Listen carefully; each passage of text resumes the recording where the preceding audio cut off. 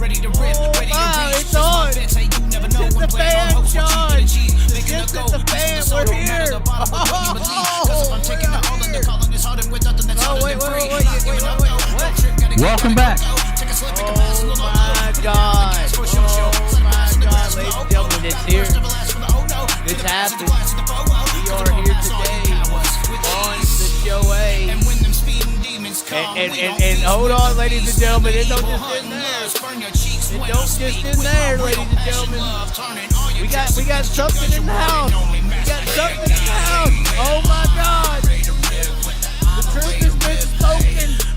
The truth has been spoken. We got Spike in the damn building, ladies and gentlemen. Oh my God, the Empire Spike's back. You're here, Sean. Sean's here. Spike's here. Oh my God. Are you there, Spike? Let the people I'm here. He's Sean's happy you're here, Spike. I'm happy Sean's there. Yeah, I am too. I feel normal. Good. I gotta get you guys on my TV screen right now. Oh my God. Oh well, look at the Spike. Two sides of a character. We're seeing it on the screen right now. One side is Bill Clinton, and the other side is Epstein Island. That's what I'm seeing here. That's what I mean. Go ahead. You love all that. You love all this double life stuff. That's fine. I don't know what you mean by this, Spike. I'm thoroughly confused. Just like our boys in the old High Limit, it's got the double life they're doing over there. Oh God, what do you mean by that, Spike? I mean, I read the article last night. I mean, you can't be saying stuff. We got it. We got to save the goodies for the goody times, Spike. All right. You can't be saying that. You're starting to sound like Broke Joe. Although I feel like Broke Joe deserves some credit in all this. Does he not? Does he not, Spike? Does Broke Joe deserve credit in this? Has Broke Joe ever lied? I don't feel so. Everything he said is coming true. Sean, do you think Broke Joe's ever lied? I don't believe so, no. He's at least saying what he believes. Is that correct? That's a fair statement, right? He's saying what he believes, whether it's true or not. Whether if he's just sad and alone like all the people say on the West Coast with money. He's at least saying what he feels, right?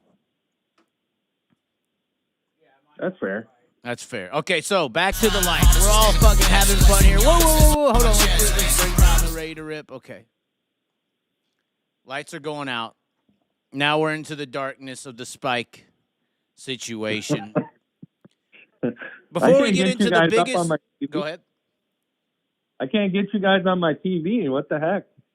Maybe that's why we're not showing up. Maybe that's why. But we have witnessed, I believe what I'm calling it here, Spike, is the biggest call out in dirt history. Is this not the biggest call out in dirt history, what we've been seeing here? Can you think of another time? I mean, nothing ever this high profile with as much potential credibility. We're going to get into that as well. I mean, this is next level. The gloves are off. And didn't it really come to light with the scale that first time around? I mean, but the guy who is saying something is the one involved with the scales. Well, and I can understand, unfortunately, what he's dealing with, because, I mean, if you work for this organization and they're telling you just let everything slide, depending on who it is, and after a while, you're gonna just become lax in general because we'll save that. First of all, we'll save that for a second.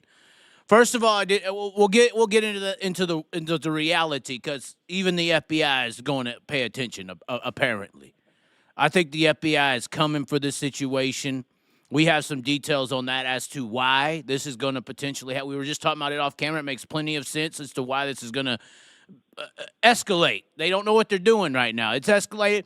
It's all over the headlines. All the NASCAR people are talking about this now. It's went everywhere. I saw it on MSN.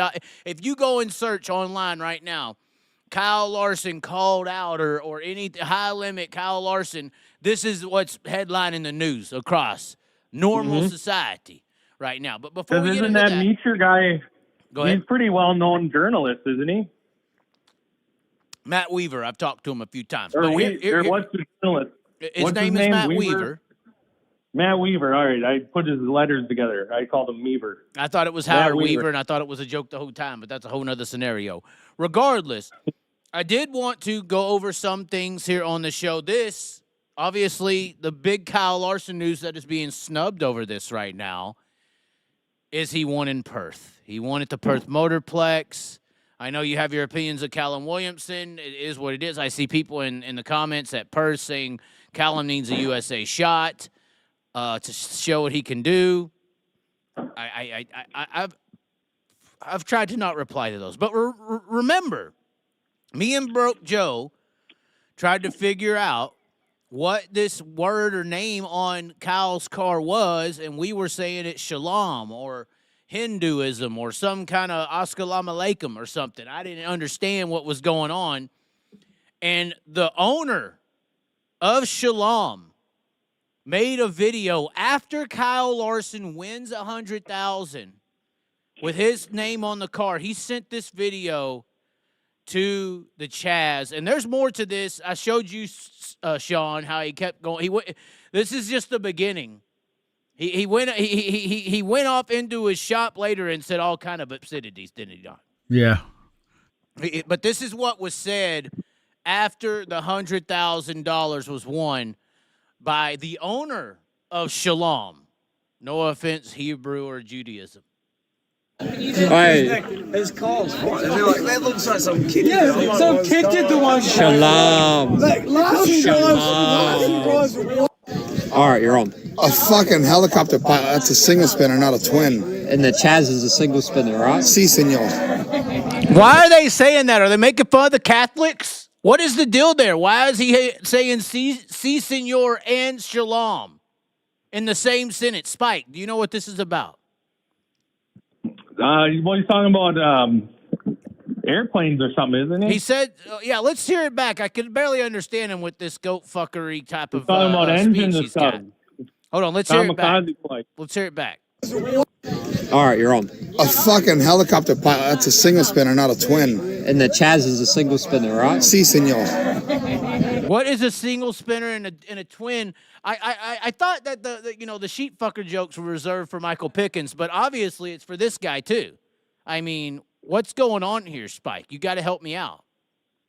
I think it's they're airplane nerds or something, you know. Yeah, single spinners and double spinners. Based on this guy's looks and the way he needs to get some Dethridge glasses. I mean, look at this, Spike. Look how much nicer and prettier I look in the Dethridge optician. Obviously, these are the same glasses that Jonathan Davenport wears, the same glasses that Donnie Schatz wears, not the Shalom fucking guy over here, the Kangaroo Dundee. Well, Shalom means peace, so maybe Shalom means, enemy. I don't know, but I thought this was funny. Of course, as much as this was tainting, I don't know if I should say taint right now with these people on the camera. As much as this was tainting for Kyle Larson, they're all having fun. They're enjoying it. This was some other news, Spike, that I'm going to touch on tonight, but we're going to really get into later. Oh, my God. Taint, touch on, get into later. Connie's getting aroused over there right now.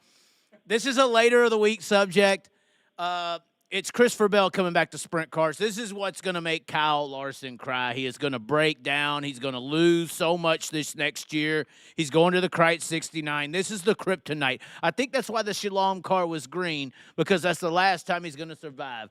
That's the last time he's going to be able to Superman, the Shalom Master King, or whatever the fuck it is, Scorpion King, The Rock. Red One was a good movie. I'm just saying, Christopher Bell is back. Sean, what are you going to do now that Daddy has come back to dirt? What are you going to do as a Larson fan?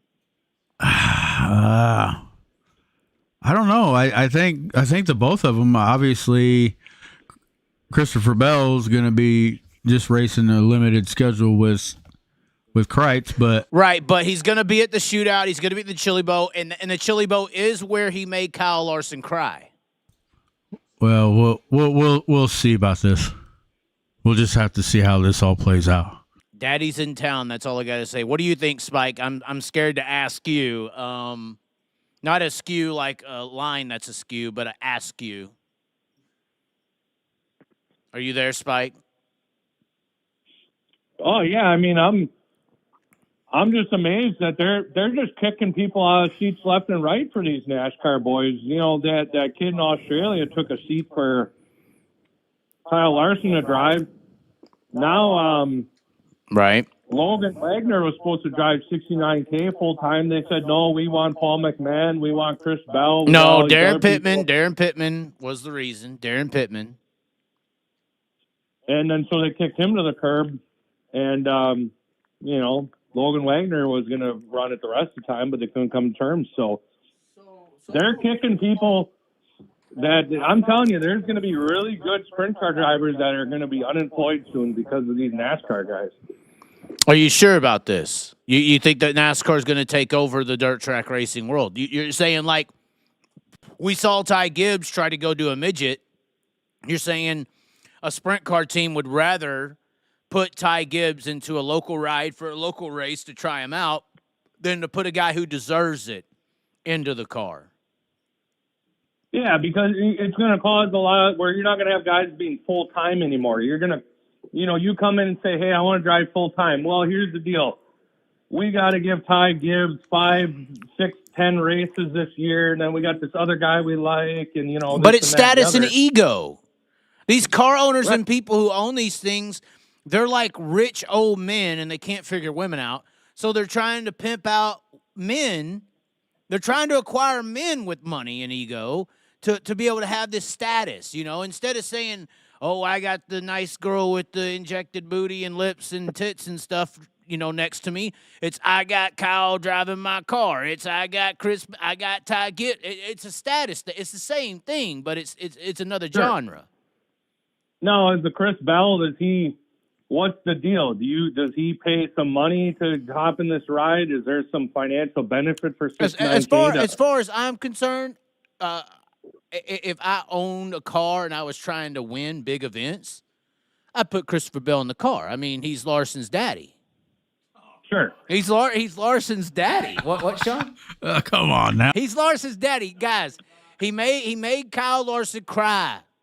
Literally cry at the Chili Bowl because he was better than him. That was great. And then his wife mocked him, remember? Larson's wife gave him shit on that video. Yes.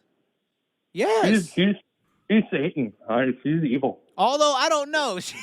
We can't be saying that Caitlin's Satan, okay? That's mean. But could be true. Not denying it. But he digged at him, and then afterwards she goes, well, I guess I kind of took it too far. Oh, my God. How do you feel about that, Sean? Oh, God. Well, but hey, that's the motivation. If I was with a girl and I was performing and doing something, I would want her to be on my ass to be the best. Wouldn't you? I mean, that's kind of like, you know, I mean, I know there's different kind of coaches out there. Some coaches yell at you and shame you to make you perform. Some coaches say, come on, kid, let's do it. And they're nice to you. And then you're transgender 30 years on. I'm just saying, like, there's different ways to, like, coddle you or motivate you, right? No? Okay. Are you over there, like, sodomizing an underage woman right now, Spike? Well, you seem busy. Oh, I'm opening up some protein bars. No, I can't hear Sean, so I when you're talking, I don't know if you're asking me or him. So I'm asking you, Spike. You know, this is what I said about the high limits when I came in. It's going to be a NASCAR driver exhibition after a while, and we're starting to see that. The NASCAR guys are getting they're not getting spec. Corey Day, he's the NASCAR guy next, so he was elevated. You know, it's just a NASCAR exhibition. Corey Day, interesting that you say Corey Day's name right now. Very interesting that you would say Corey Day's name right now, because as much as this situation with Christopher Bell is going to make Kyle cry and weep, There could be one that's a little bit bigger right now, and that's the topic that we started the show with. Rules for thee, not for me. Spike, you've told me about this situation. We've documented what's going on. Matt Weaver is the person who set the whole stone in motion here as far as truly bringing it to national attention.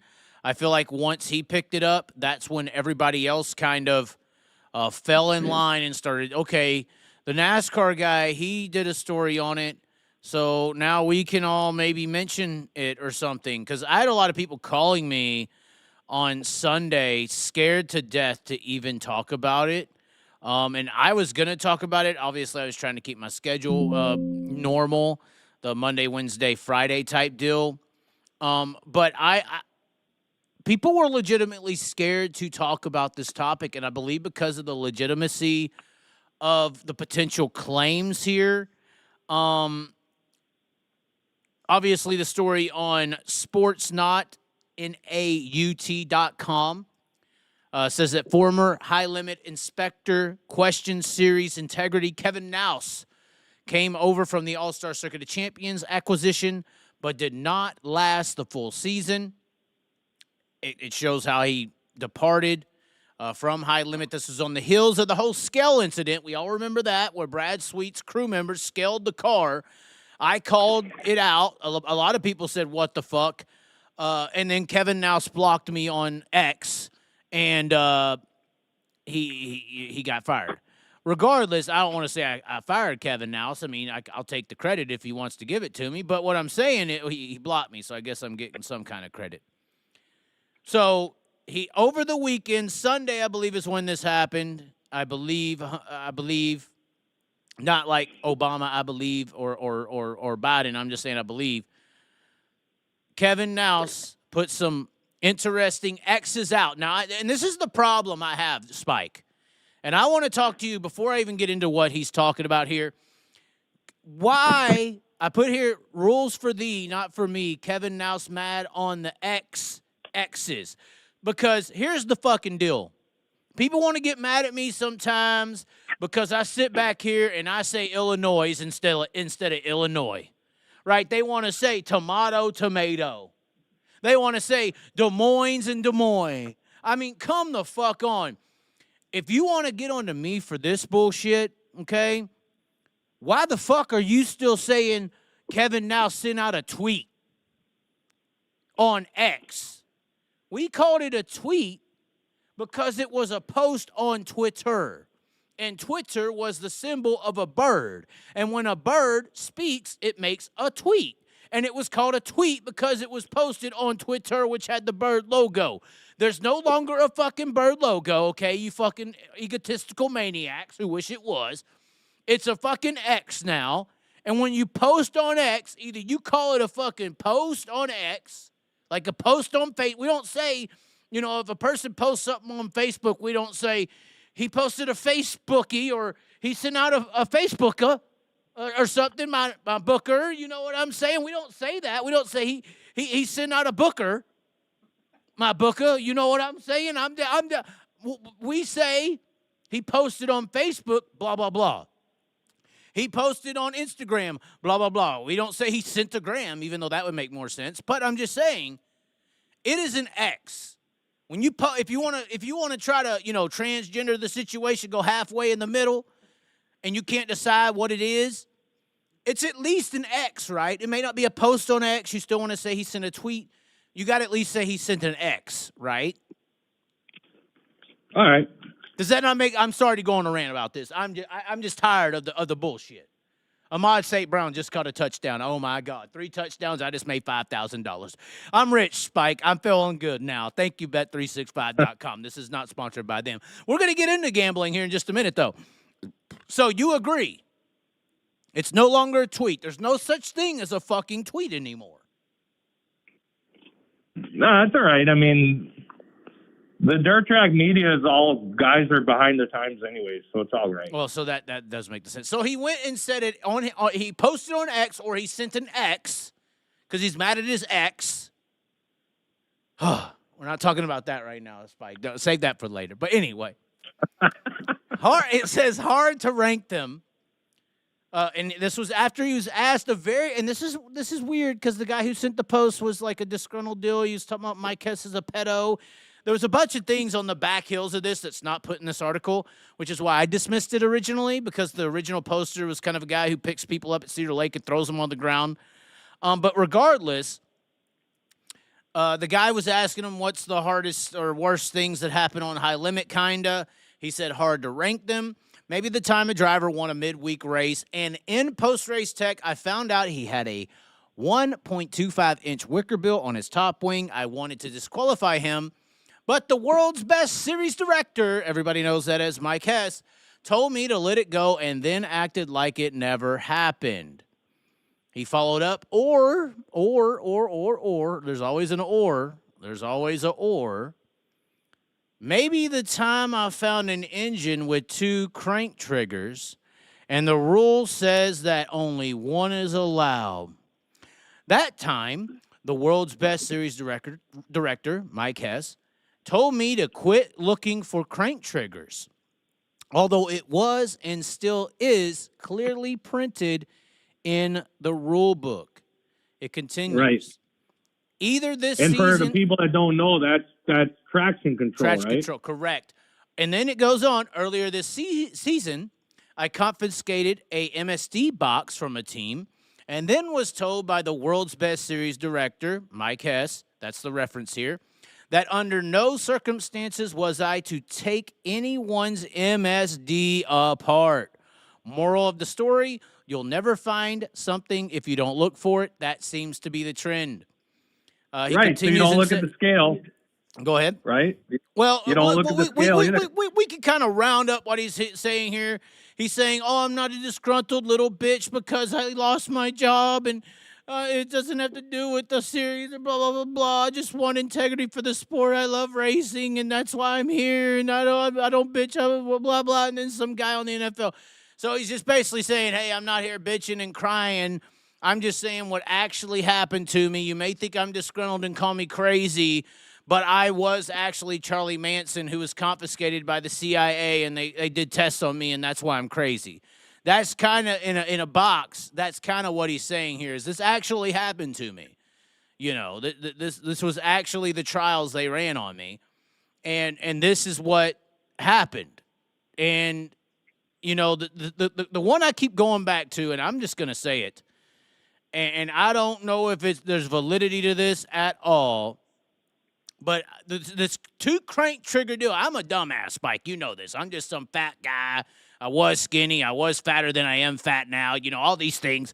That just runs my mouth on a Facebook or a YouTube, and people talk shit about me.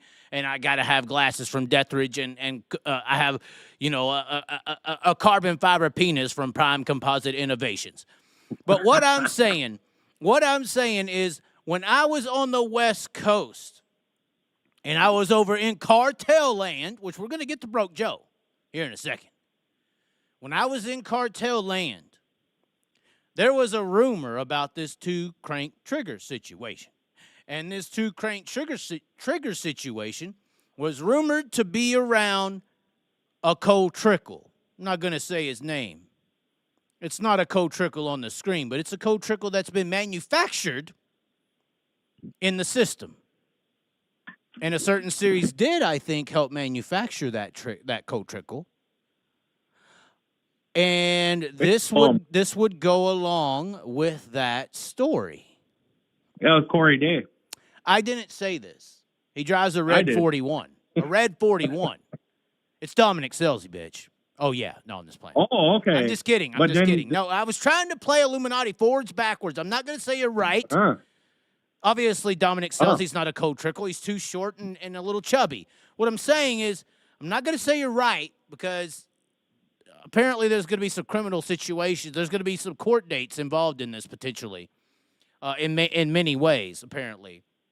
So that's why everybody's scared to talk about this right now, Spike, is because this is going to go next level. I hope that Kevin Nouse is ready to say what he's saying potentially in the court of law. Potentially. I think that here's the facts. there's all this stuff going down, and either there's one or two things that happen. Well, there's three things that happen. One, Nose realizes all this shit's going down, and he's told to turn a blind eye to everything. And he eventually is like, you know what, screw it. I'm not even check the scales. Forget it. I'm just doing nothing. Screw them. I'm just here till this payday runs out. Or option B is, he was told don't be looking for any of this stuff, and then he made a human error by not checking the scale, because he's probably got 100 things he's got to check besides, and you don't want to check the wrong thing and then get yelled at or fired. And finally, they were like, oh, perfect. He finally screwed up. Now we can throw him out. And if anyone asks about anything else, we can say, well, that we got rid of the guy that wasn't checking stuff. And now it can be blamed for all this other stuff and say, no, we never told him don't check this stuff. He just never checked it to begin with. Right. So either way, he was going to fall on the sword.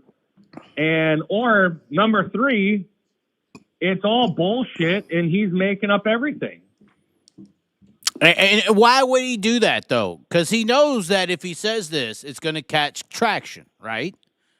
I would assume. That's my whole theory is him and his boy got canned. There's enough series out there starting up that are going regional or national, regional, whatever, that would give him a job.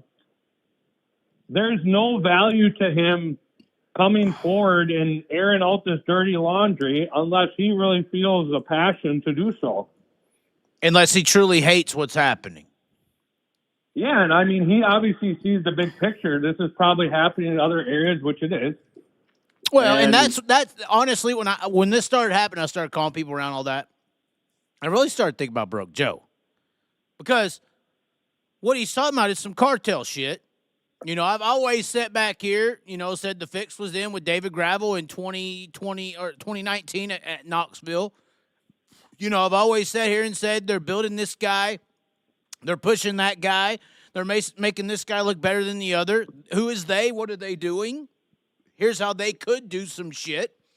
I think of the cartel that Broke Joe points out. This could be happening over there.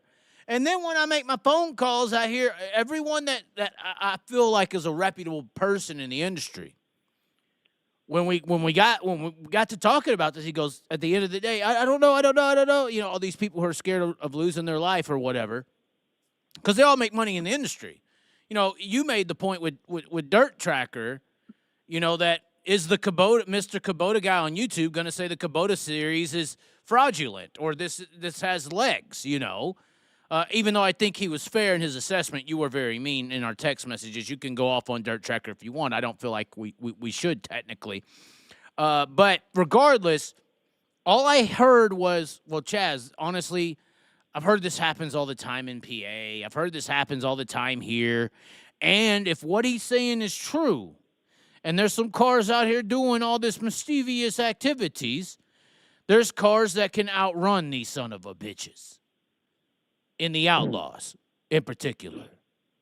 So then what are they allowing to do? What are they letting slide? They didn't just go to all these areas and beat everybody.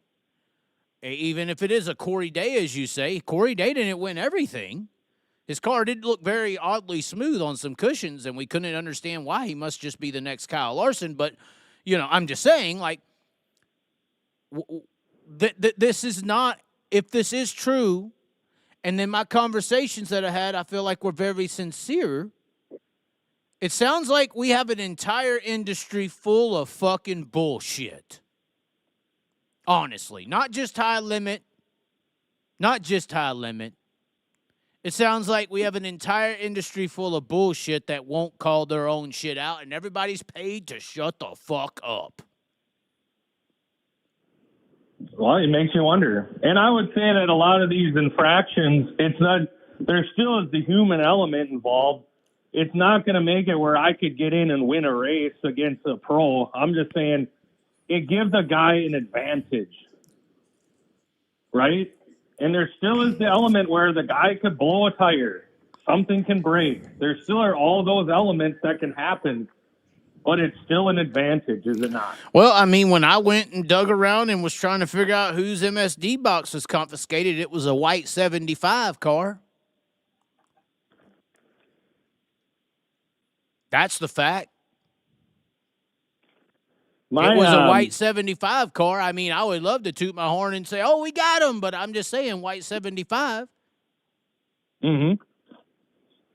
My whole issue is... Hey, Murder Red Rum, my ninja. Well, I know what you're saying. See, I don't think that your listeners understand what you're saying because you're filled with fear, you know? That is a true statement. Are you going to at least give me the lawyers that you had to get you out of this FBI investigation, Spike? You just call it out and say it was the 57. I didn't say it was. I said when I called around, I heard it was a white 75. I'm talking about the Mopar car and Paul McMahon. Oh, okay. Yeah. Sure. What are you talking about, Spike? I'm talking about Paul McMahon. The Mopar. Do you not remember the white 75 Mopar, Paul McMahon? My memory is bad. I remember a white 57 recently, though. I do as well. That's Kyle Larson, the greatest driver of all time. He's better than any driver we got. He's got results to prove it. He don't need to cheat. Although, why are you putting my business info up? I like this. Although, what this? Oh, you got me going. You son of a bitch. I almost spilled the beer. The dogs are scared now. This is exactly, Spike. Okay, now I'm switching screens. Spike, this is exactly. Hold on, where is it at? Hey, put the picture of me in the suit more centered. I like that better. Yeah, of course. But here's the facts. Go ahead and say your facts because I'm about to bring up some real shit. Go ahead. Then you got the fake media, like Dirt Tracker and the Elliott, and they right away come to the defense of the series, and they say everyone makes mistakes.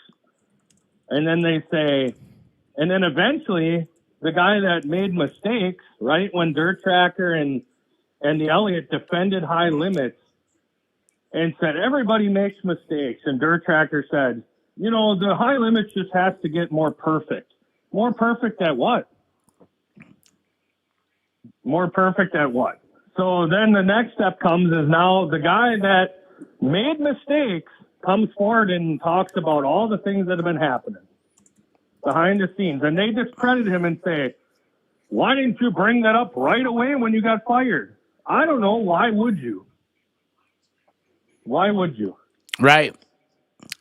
And number two is, so then then they say, well, this is because of fans and conspiracy theorists. That's what Dirt Tracker said today. He hates you fans. See, I don't know what your followers feel, but when I listen to Dirt Tracker, he has condescension and ego and talks down to Dirt Track fans. You truly feel this way. Go to the Dirt Track races.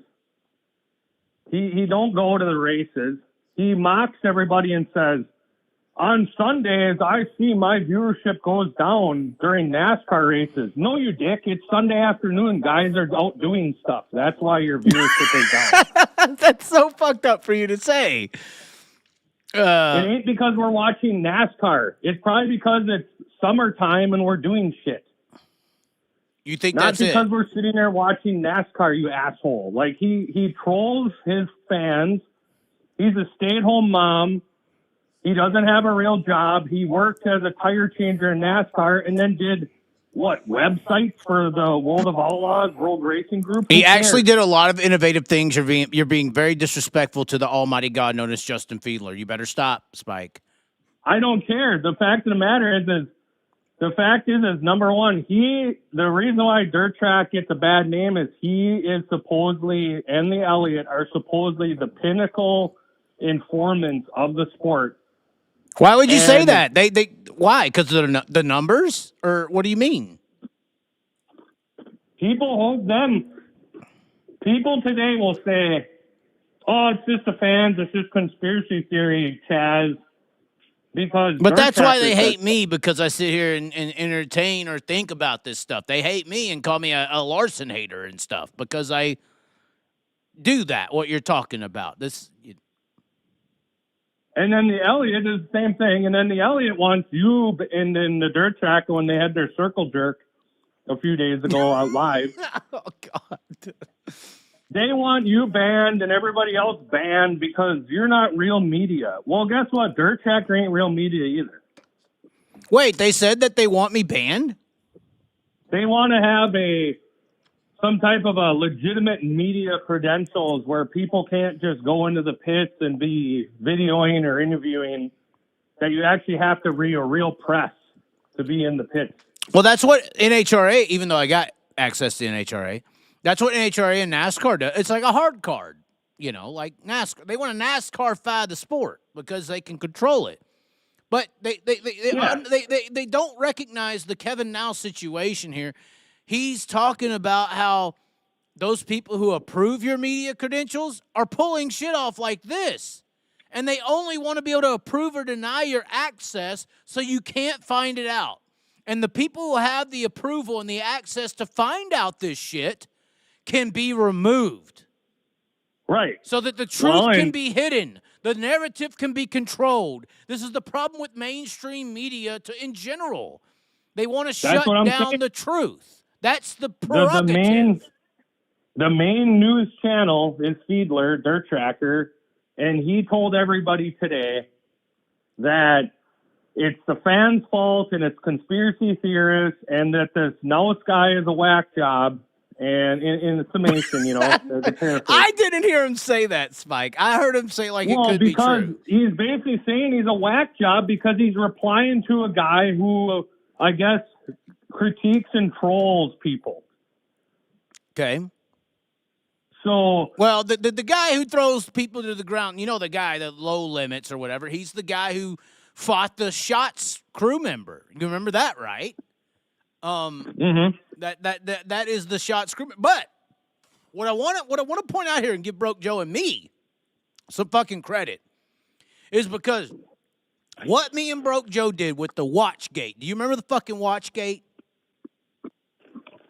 Tell me more. So, Gold Cup, or I don't know if it was Gold Cup weekend. I think it was. I believe it was Gold Cup Race of Champions. Yes, Larson was there. Me and Broke Joe pointed out how Kyle Larson 100% had a watch on during the main event. He got out of the race car, timed and everything. We went into the details here, how he has a watch. It's a heart rate monitor, whatever you want to call it.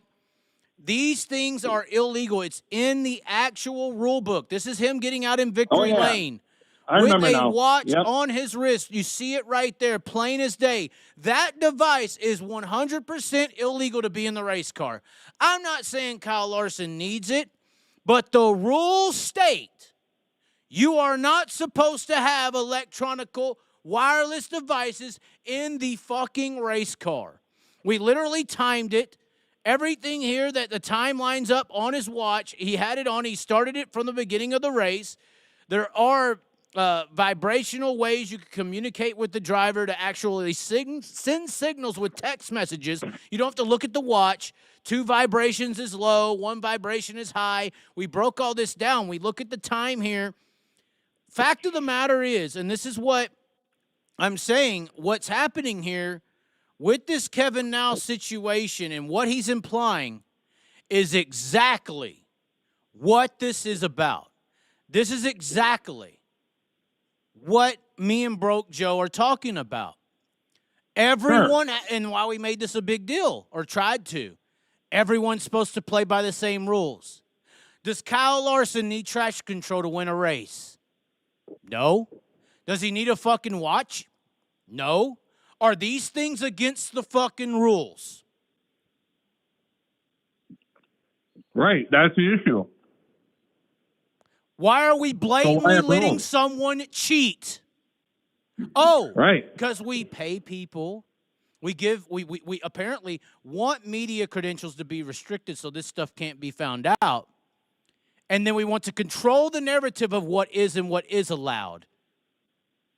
Or what is and what isn't. Sorry about that. But this is This situation with me and Broke Joe in California 2 years ago when the Outlaws had the date, this is an outlaw event. When you let this shit fucking slide, when you let this watch slide because of who it is, where does the fucking goalpost end? Well, if it doesn't meet your goalpost specifications as a Kyle Larson or whoever else, right? Right. If they don't follow your parameters, then you just pack up and leave like they did a couple months ago. But they were heavy on the scales and they loaded up. And that's the fear. That's what I was told. That's what I was told by a bunch of these regional guys is that. Will you grab me? That's what I was told by a bunch of these regional guys when I reached out. I've been talking for 2 days. I didn't just go live when this shit all went down. The number one reason people are letting stars of regional areas, not just high limit, not just PA. It's confirmed PA they're doing this. Who and what? Not saying that. The reason they are letting things slide is because they don't want to lose a race car that brings in fans. That's why. The sport is great when you're streaming races and you're making money, but all the streaming money, all the attendance money, and you could trickle it down to beer sales, food sales, everything, is based on drivers who bring people to the fucking track. And if you don't have drivers who do that, that's when you could pull this shit. And this is my basis to the negative aspect of a Larson or even a Bell or a NASCAR driver or any of these people. When you only have a few people who can bring fans, then those few people start getting to be able to wear a watch that is 100% illegal in victory lane for everyone else to see, and they get treated differently than everyone else because they bring the fans, and you guy running in the mid-pack, you don't fucking do that. So if we don't talk about it and we let 2 crank triggers go and we let MSD boxes go and we let watches go, it's because they make, like Broke Joe would say, so you're telling me it's about the money. Well, and that's what, if you remember, a couple of years ago or whatever it was when they announced this series, and you said, well, what do you think it's going to be? What do you think the series is going to be? And I said, it's going to just be NASCAR guys mixed with USAC kids, and it's just going to be basically exhibitions to make the NASCAR guys look cool. Well, and I still, to this last year, I went up to people involved in high limit, and I'm like, you just hate Kyle. I'm like, no, I don't hate Kyle. We have to focus on this sport being successful with our guys, our drivers. We can't be trying to make a living on cold trickle, which is what sprint car racing has been psychologically manipulated to love and value more than any other driver in a sprint car. We're not the late models. The late models don't have these fucking problems. We're the ones that are manipulated by media and icons. Our icon shifted from a Steve Kinser to a Cole Trickle 30 years ago, and we're fucking psychologically destroyed as a fan base. But that's my problem, and they still sit back and say, well, Kyle brings the fans. Oh, okay. So you're gonna keep eating the cheeseburger that will kill you long term. Technically. Right, and that's why you gotta the guy that owns the series has the connections to all the guys that have name value, and you gotta make sure that you look good. Right. Because the fans aren't there to see, local or, well, not local guy, but whatever, regional driver win. They could give 2 shits. They want to see Kyle win or Bell win or Bowman or whoever else. But but that's where I get so frustrated. I don't understand where these people who run shit don't see the marketability and ability to build that. There's a big actual need for an underdog to beat somebody, but nobody's promoting an underdog.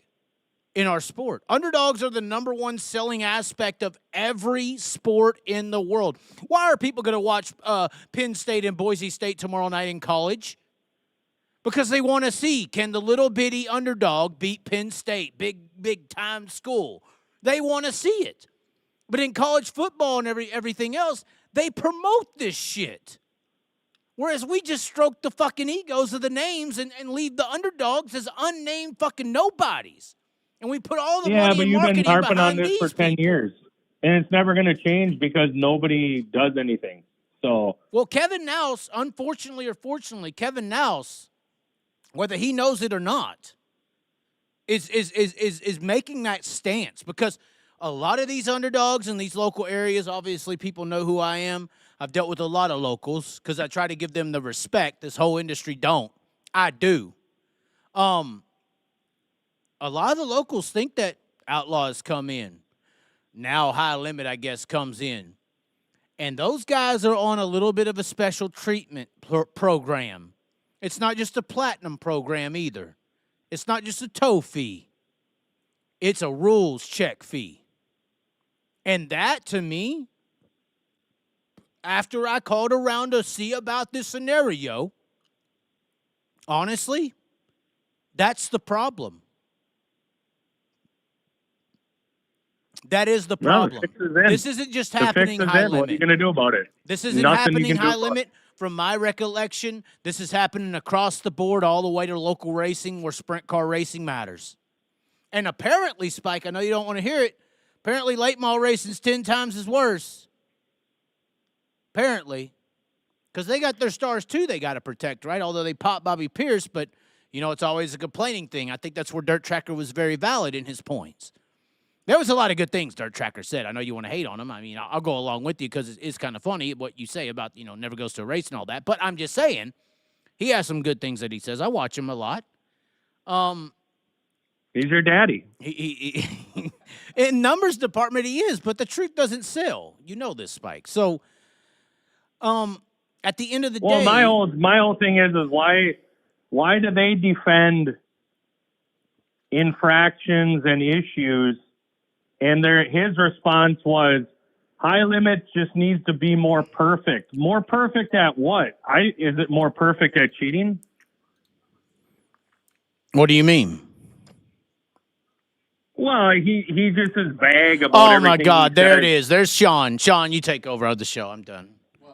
I'm done. There's a comment in the comment section that says, Larson is the underdog because he isn't racing the series or the cats all the time like the other drivers are. I got to take a piss. Y'all deal with this. I'm done. You can hear him. I'm putting the mic on for Sean. Talk to Sean. Go ahead, Spike. I'm done. I The can't believe he just said that. by the How way. did he say that? But it's they got to call it out. And all the races I've been to for sprint cars, I've never seen them do real tech on they don't inspect. I've been to late miles. They take the whole winner's car apart. The top three, they're taking the whole thing apart. Like for an hour after the race. Yeah, I've not seen any of the high limit guys or tech guys and World Outlaw Tech. I've never seen them tear shit apart. I mean, I've never seen it. They put them on the scale, and then I think once in a while I've seen them pull out, their little protractor sets or something. They act like they're measuring something. Protractor. Yeah, they get out their little right angle. Oh, make sure the wing's okay. Yeah, I don't know. I mean, it's all just weight. Is when it's all said and done. That I've all seen. That's all I've ever seen them check on a sprint car. Well, and if they do check anything, it's just all motion. I mean, just to make it look good. And they're checking so and so, and right. Well, it's a fake legitimacy then, and it makes it for everyone feel better. But and I don't really necessarily think that some local scab is going to beat everybody if he's not checked and if he's got all these innovations on his vehicle. That's not the facts. It's just going to give a guy an advantage, and a guy with the skill sets of a Kyle Larson, Brad Sweet, Corey Days, whoever else, they're going to whoop. That's why they're winning by 5 seconds. Yeah. When it comes to taking sprint cars, all I've ever seen them boast about is pumping motors. You know, it's like a fucking sprint car is a solid rear axle vehicle. I've seen them pull valve covers before, but what the fuck are they checking there? I've only seen them pull valve covers, and that's how you kind of pump the motor. Or, well, no, you pull the spark plug to pump the motor. But they're checking heads or whatever. We shouldn't be concerned with motor power. Everyone in late model racing has 950 horsepower on a 434 or something, you know? It ain't about what power they have. It's how they put it to the fucking ground. Mm-hmm. You know, and that is in a solid rear axle car, which I've drove both. I've drove 4-link and solid rear axle. The foot's controlling your forward trajectory most of the time. And if that forward trajectory can be controlled by a wicker bill, can be controlled by traction control, if that foot don't have to work as much, you know, that's and tire doping. I don't know why tire doping isn't a big deal in sprint car racing. It should be 10 times more than a fucking late model situation, because the tires are what's making the different go-kart. They joke and say sprint cars are giant go-karts all the time, right? I mean, so go-kart racing is nothing but tire dope land. So, I mean, these are very important elements that seem to just go by the wayside. Yeah, but you got to look at it from a promoter aspect in the show and all this. What High Limits is doing is just the nature of entertainment. And that's why all of them do it, right? That's why they all let the locals go, the outlaw guys go, all these people to save their stars, to be able to have a star to show off, to be able to sell tickets. Right. You got to have, you know, defending champion Brad Sweet. We got NASCAR style Kyle Larson. We got all-star NOS guy Tyler Courtney. We got World Outlaws David Gravel, Donnie Schatz, Gio Selzy. Not saying these guys are cheating, but you're saying here's the guys that sell the tickets. Your top 5 stars, your top 5 big names, we'll call them, and then the rest, even if a guy in 6 through 10, we'll just say an up-and-comer wins, you know, that's okay once in a while, but by God, at least 75, 80% of the time, it better be our top guys. And damn it, when we're in a new market where we're trying to sell out, it better damn well be Kyle Larson. What a hell of a football game we're watching over here. I don't know who's watching Monday Night Football. It's amazing. I did just win my bet. I'm happy, Spike. But I hear what you're saying, but here's what I want to hammer down here, and here's why Kevin Nouse's point, and like I said, you know, I've interacted with some people in High Limit, and they, in my opinion, in interaction, they ride this Kyle Larson coattail like it ain't no fucking tomorrow. Of course. Let me tell you something. Of course, man. If you disqualify Kyle Larson to start the year and suspend him for 6 months, who's watching their races? In their nobody. No one's coming out. You can't cut off the hand that's feeding you. Hey, look at this. Look. If you catch Sheldon Hodenshaw or David Gravel, you just lost your fucking revenue. Well, and that's why you don't have... Broke Joe was right. You're telling me it's about the money. You can't have the owners be the competitors, and you can't have the owner and the competitor be your biggest star. Well, and it comes back to the situation that the driver, and this is a notion, I don't know if it's true. The notion is whenever a driver in the caliber range, we'll say it, whenever a driver in the caliber range has a Kyle Larson, which once again, I think he's one of the best drivers to ever live. A driver in the caliber range, and when I say these names, I think he's in the same category. I'm sorry, I think these names could do just everything Kyle's done. I don't care that NASCAR chose him. I think David Gravel could do everything Kyle's doing. I think a bunch of guys could do. Well, there's not a bunch of guys. There's a very select few. I think Kyle Larson's in that category. Gravel, maybe Gio Scelzi. You know, there's a few certain guys that are in this elite level, in this elite category of things. But I also feel like if you remove those guys from your roster, you're losing so much that is that the justification for a Kevin Nouse's claim to be that honest? Well, I think that it's gotten to the point where he's come to terms with the fact that the curtain's been pulled back. And so they're in desperation mode to remove all credibility. Well, I don't think anyone cares though. You gotta understand, like, you're the guy in the audience saying, "Hey, this whole thing's fake, man. Like, what the hell?" Or you know, you're the guy in the crowd saying something's fishy going on here, and everyone else in the crowd is saying, "Shut the fuck up, Kyle Larson's winning." Yeah. Yeah. And guess what? When it's all said and done, Kyle Larson or whoever else wins, you know, whoever, you know, whatever tech needs to be done and et cetera, you know. And even you saw in those heat races where guys were, you know, they called the heat race early or whatever it was, and then someone spun out and they let him get his position back. You know, they're just doing a lot of interesting calls for the buddies, all the buddies, you know, all the friends group.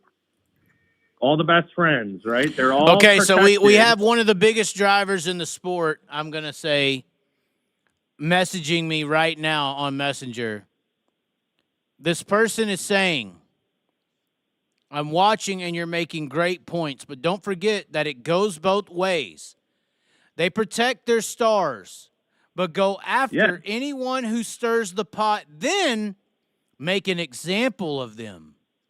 The series weaponizes their," this person put in parentheses, I don't agree, "Biden DOJ officials." The Mike Hess, is she saying Mike Hess? Or he's saying Mike Hess, not she, sorry. He's saying Mike Hess. Officials when they want to take someone down. Right. Sorry I just sent you a personal message, but I really can't post on the message board. This is how high profile this person is. I really can't. I really can't post this on the message board because it will really stir the pot and bring up some stuff I don't want to hear because of my name. Well, but I really wanted to. But I really wanted to let you know you're making some great points. Awesome job, Chaz. This is one of the biggest names in motorsports, in my opinion. Sure. In my opinion, I know everybody's like, Donnie Shots is telling the child. We're not giving Donnie Shots a shout out. He don't deserve it. He hates me now because I'm white. Why is this a shock though? But this is what he's saying. They protect their stars, but go after anyone who stirs the pot, then make an example of them. The series weaponizes their officials when they want to take someone down. Sure.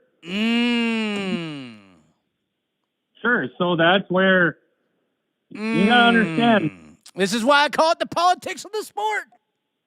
Nose came in with integrity. Somebody said, "Long live Double D." It is not Danny Dietrich. That's not a big star at all. He's a cop out. But continue. I'm just saying, you got these guys where they realize that eventually, you know, you're getting into the skull and crossbones, right? You know, it's yeah. David Gravel, Connecticut, correct.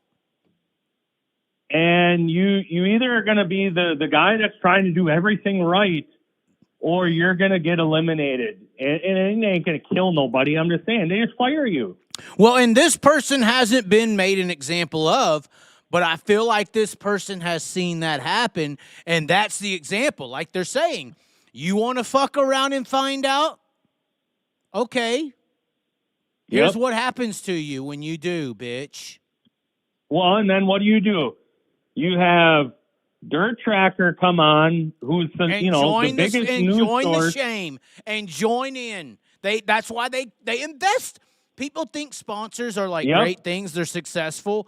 Those sponsorships are leashes on your fucking neck. They Well, are think control about it. tactics. Think about it, though. If Kubota is invested in high limits and they're invested into the Dirt Tracker, don't you think that there's some kind of an agreement that says, hey, when you report on us, you make us look good? Because But that's we're not paying what you he and says we're on his paying show, them. Spike. He says that he doesn't care, Spike. We have to listen to him. Oh my God. Oh, hold on. The dogs are barking. Get me another drink. This is getting deep here. Not deep as far as like Danny Dietrich and Holly LeMaster. What I'm saying is, no, I'm just kidding on that. Oh God. But at the end of the day, we're talking about some stuff that I don't know if we can go down, especially after this message I received. But The guy's saying the obvious. I've seen this for years. It's all about money, and you we have can't be to have hating on Dirt stars. Tracker. He's getting a bunch of views. He's introducing the sport to new people. He's doing good things. But this is honestly though, Spike. When do you think the control leashes of NASCAR were instilled? Were they in 2024? Were they in 2020? Were they in 2010 or 2005? No, the leashes were instilled in the 80s and the 90s. The Hendricks, the Gibbs, the Penske's, the real leaders and masters of that industry, they were instilled in the very beginnings of when it was getting big. That is where sprint, at least how it's operating, that is where sprint car racing currently sits in a way. So that is where you're going to start seeing the leashes get put on, if that makes sense. Well, it's all about money. Like, it's not leashes. It's, hey, if I can get into a series where I'm protected, I'm made to look good, and I'm going to have a nice career because of this and make tons of money and become a sprint car star. And then we're going to have NASCAR elements come into it, such as charters and sponsorships and all this stuff. Why am I going to be the guy that has the integrity suddenly? Right. And this is why I'm broke, Spike. Thanks a lot for pointing it out. Can you super chat me, you pieces of shit who enjoy this? If you love it, I'm living off the people's word. It's like I'm a summon in church or something. I need some money, god dang it. No, I said dang it. I did not say GD. Spike, I want you to know I haven't said GD in my entire career of speaking online. I said a lot of other stuff, but I ain't said GD. You understand why? Hopefully you understand. Once again, Perth Motorplex, Shalom. Anyways, I'm just saying, Spike, I've never said GD. And you say these sprint car people are poor all the time. They should be sending super chats. This is why I live on this boundary of I have to be willing in this sport, whether I like it or not. If I want to tell the truth about something, Spike, I have to be willing to be broke. Because money... Well, they just will discredit you. I'll tell you right now, any money-based opportunity I've received is always coming with stipulations. It's always coming with the leash. And even though the words may not be coming out of someone's mouth, if I got paid $120,000 next year to go promote high-limit racing, and this shit happens, am I about to risk that $120,000 to tell the truth? Right.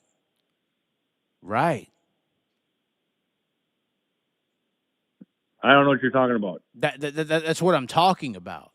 You lost me there. You talking about getting a sponsorship or something? No. Say a sponsor or anything.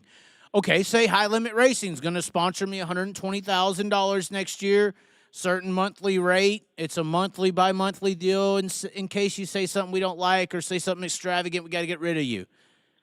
Am I going to point this out and lose that amount of money? Like you say, it's all back to the money. You got to be smart, right? That'd be dumb, right? That'd be stupid. That'd be poverty-based thinking.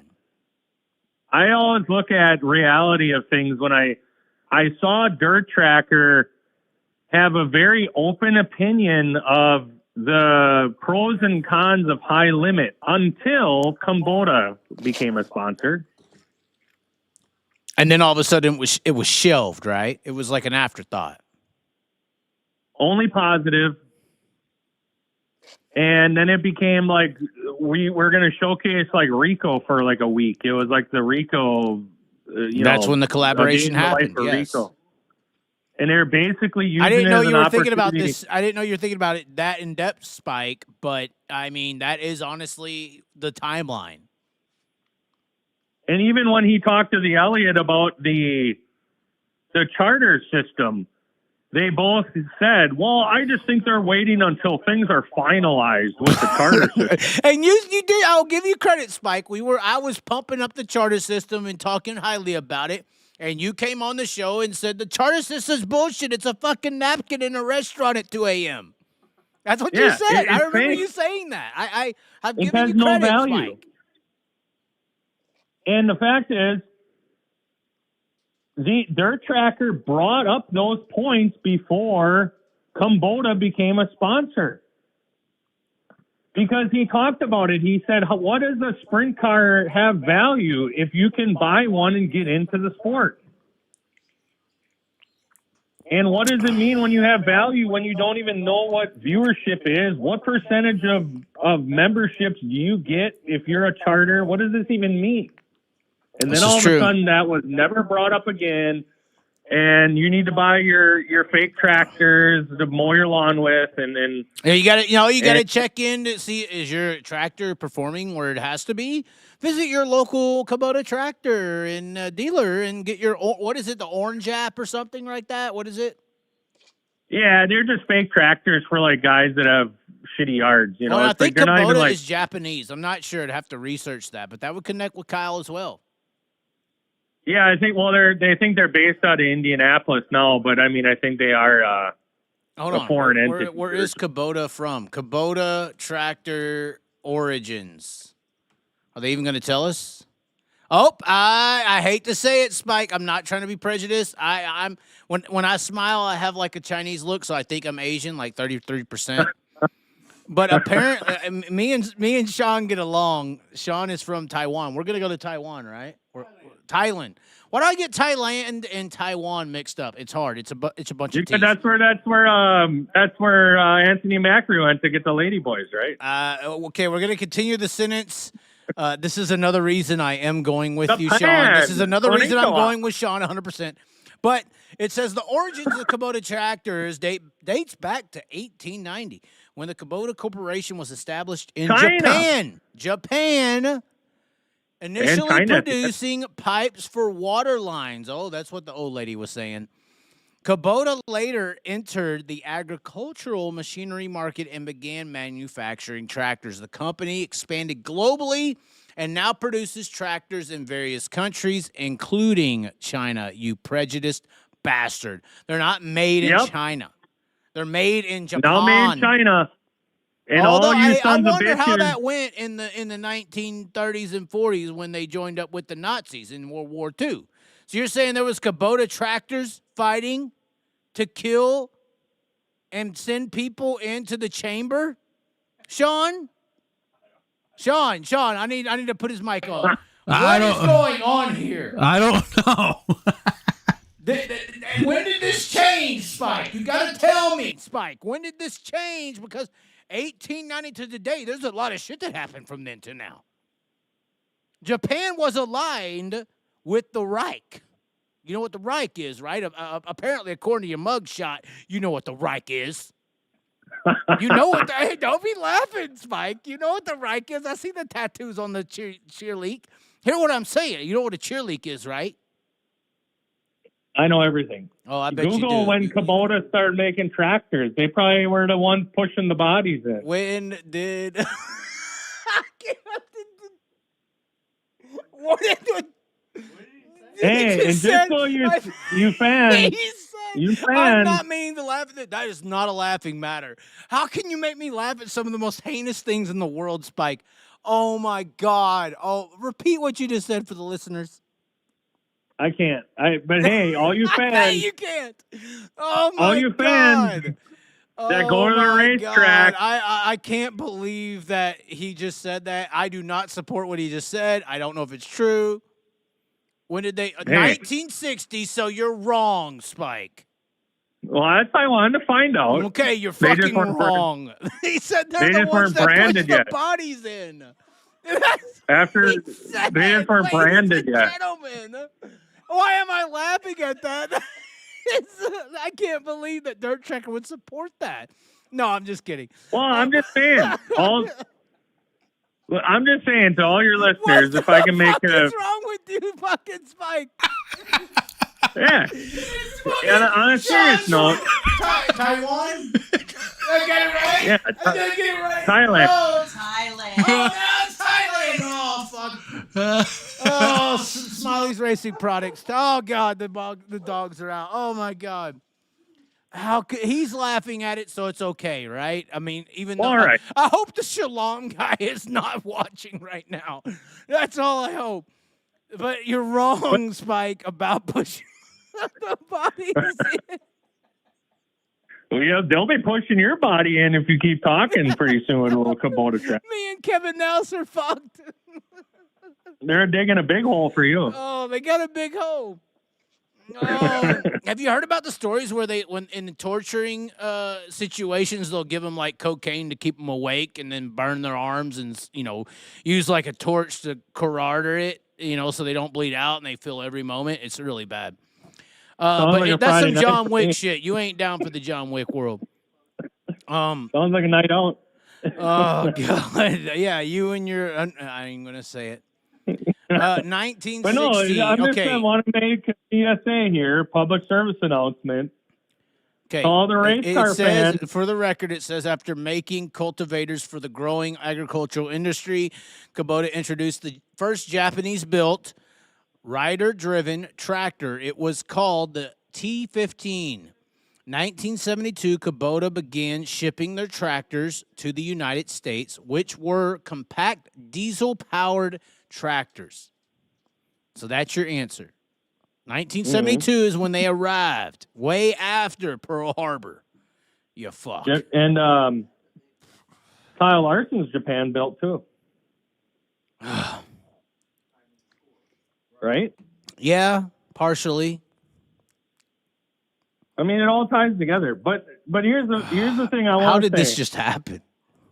When you know how a lot of the race car fans, they're very American, very very pro-America, American only. I'll never buy anything from China.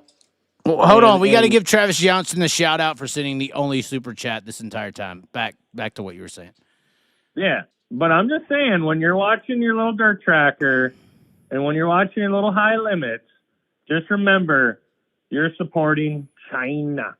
Oh, China doesn't own Kubota, does it? It's made in China. They just said on your paragraph. Who is the majority? This is where you find out who really runs everything. Stockholder in Kubota. Because that's who tells them what to do. Bet you it's BlackRock or Vanguard. Bet you it's BlackRock or Vanguard. It's like Hashimoto. Kubota's majority shareholders and shareholders can be found here. Okay, continue. Say what you're saying. It's some guy named like Hashimoto. Reed Connor and Birdwell. Hans. Oh, that sounds like back to the Reich. Hans Financial Services. Rumline Advisors.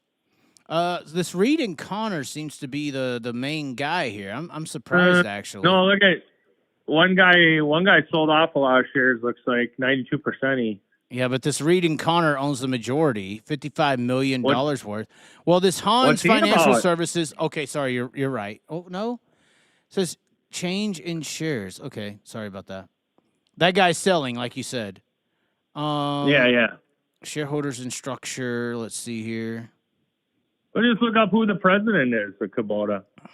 Yeah, but he just does what the stockholders say.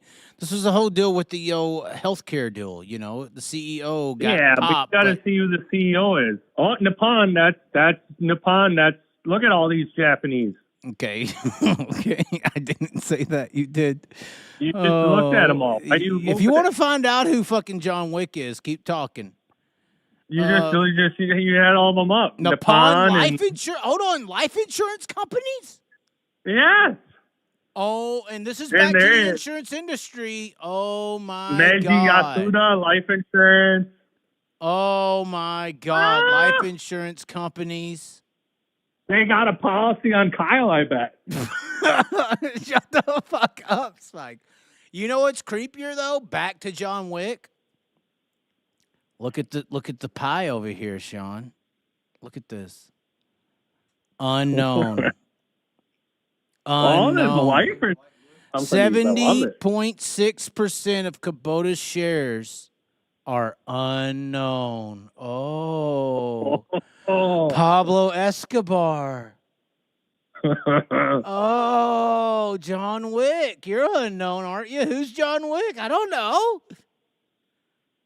Hey, I'm just saying. Oh, my. All these people Kyle's about to send you somebody. You're going to know his name before you fucking take the last breath, bitch. I'm just saying. All these people said, I'm not watching Live Golf because they're owned by the Saudis, and I'm not watching NASCAR because they're woke. Well, you're watching Kyle Limits when he's owned by China. No, don't be saying that. That's not true. It would say China, right? This unknown would say China if that was true, Spike. You just need all their stockholders. And they're unknown. The majority. The majority's unknown. Yeah, this could be Northrop Grumman. This could be, well, I guess that would say Northrop Grumman, but Japanese culture is known for that underground world. You know, they like to go. They like to go after the white guys after World War II and say we're the bad guys, but the Japanese was involved. It's like, what about those guys? I mean, come on. I think we've had a revelation here tonight. The high limit aspect of the sport, the fix is in. They're owned by Japan and China, and but now they're getting into gambling, which Japanese culture is known for doing big time as well. Yep, the Yakuza. Is the FBI going to investigate? I was bringing this up earlier. Obviously, you've had your issues with the FBI. The NFL, all the way back to the 80s and 90s, was investigated by the FBI because they didn't have certain regulations to make sure that people were like checked and illegal activities couldn't happen. So the NFL set up all these regulations and these schools, and we've documented this. The players and the people involved have to go to these schools and be educated because this was about pleasing the FBI and probably the CIA, although they were undercover. The difference between the CIA and the FBI, I could be CIA, Spike. You know this, right? Because the difference between the FBI and the CIA is the FBI, if you were to walk up to me right now and say, hey, are you FBI, you fat son of a bitch? If I'm FBI, I have to legally show you my badge and say, yes, here's my number, here's everything, I'm FBI. If I'm CIA and you come up to the Chaz and say, hey, you loud motherfucker, and you know what's happening next, how, fuck you, are you CIA? I can say no. That's the big difference between CIA and FBI. Is CIA, the law is, you are not supposed to disclose you are CIA. Whereas FBI, you are supposed to, by law, disclose. So, well, and that's why old man George Bush was head of Dallas CIA. Correct. Right? Correct. And then we're not getting into the South Korean plane crash, but here's what I'm saying. Harry Oswald was in the FBI. So that's where they look. Now hold on. This is the next level. FBI, this is this year. This is what is the date on this? I want to get the date. This is today. Spike. The FBI has issued warnings to leagues about organized crime groups targeting, back to John Wick, pro athletes. And they're doing this due to the crime syndicates going after players, saying, you want to see your wife tomorrow? Yeah, take a fall. Yeah. Yep. Or don't score the under. Yeah. You know, don't. We're betting on you to score less than these many points. Luka of the Dallas Mavericks is the latest professional athlete whose home has been burglarized. Yep. The Star Guard's business manager told multiple media outlets Saturday there was a break-in into Doncic's home. Seeger said nobody was home at the time of the incident Friday night. Doncic filed a police report. But see, this is kind of like here's the deal. Chase Elliott, right? He got hurt snowboarding, right? Right. Here's what actually happened. Chase Elliott finished fourth when he was supposed to finish fifth at the end of the year. They broke his leg. And they fucking pulled him out into the woods, broke his motherfucking leg, and showed them how much power they got. Yes. You laugh. You laugh, motherfucker, but the FBI is issuing warnings. For the same shit. In the snow, isn't it, right? Right here, same thing. Oh, nobody was at home when it was burglarized. That's just a warning. Right, FBI's issuing warnings. Well, these motherfucking John Wick's issuing a warning. Motherfucker, you better not throw an assist on the over 6. We'll burglarize that motherfucker when your wife is at home and your baby.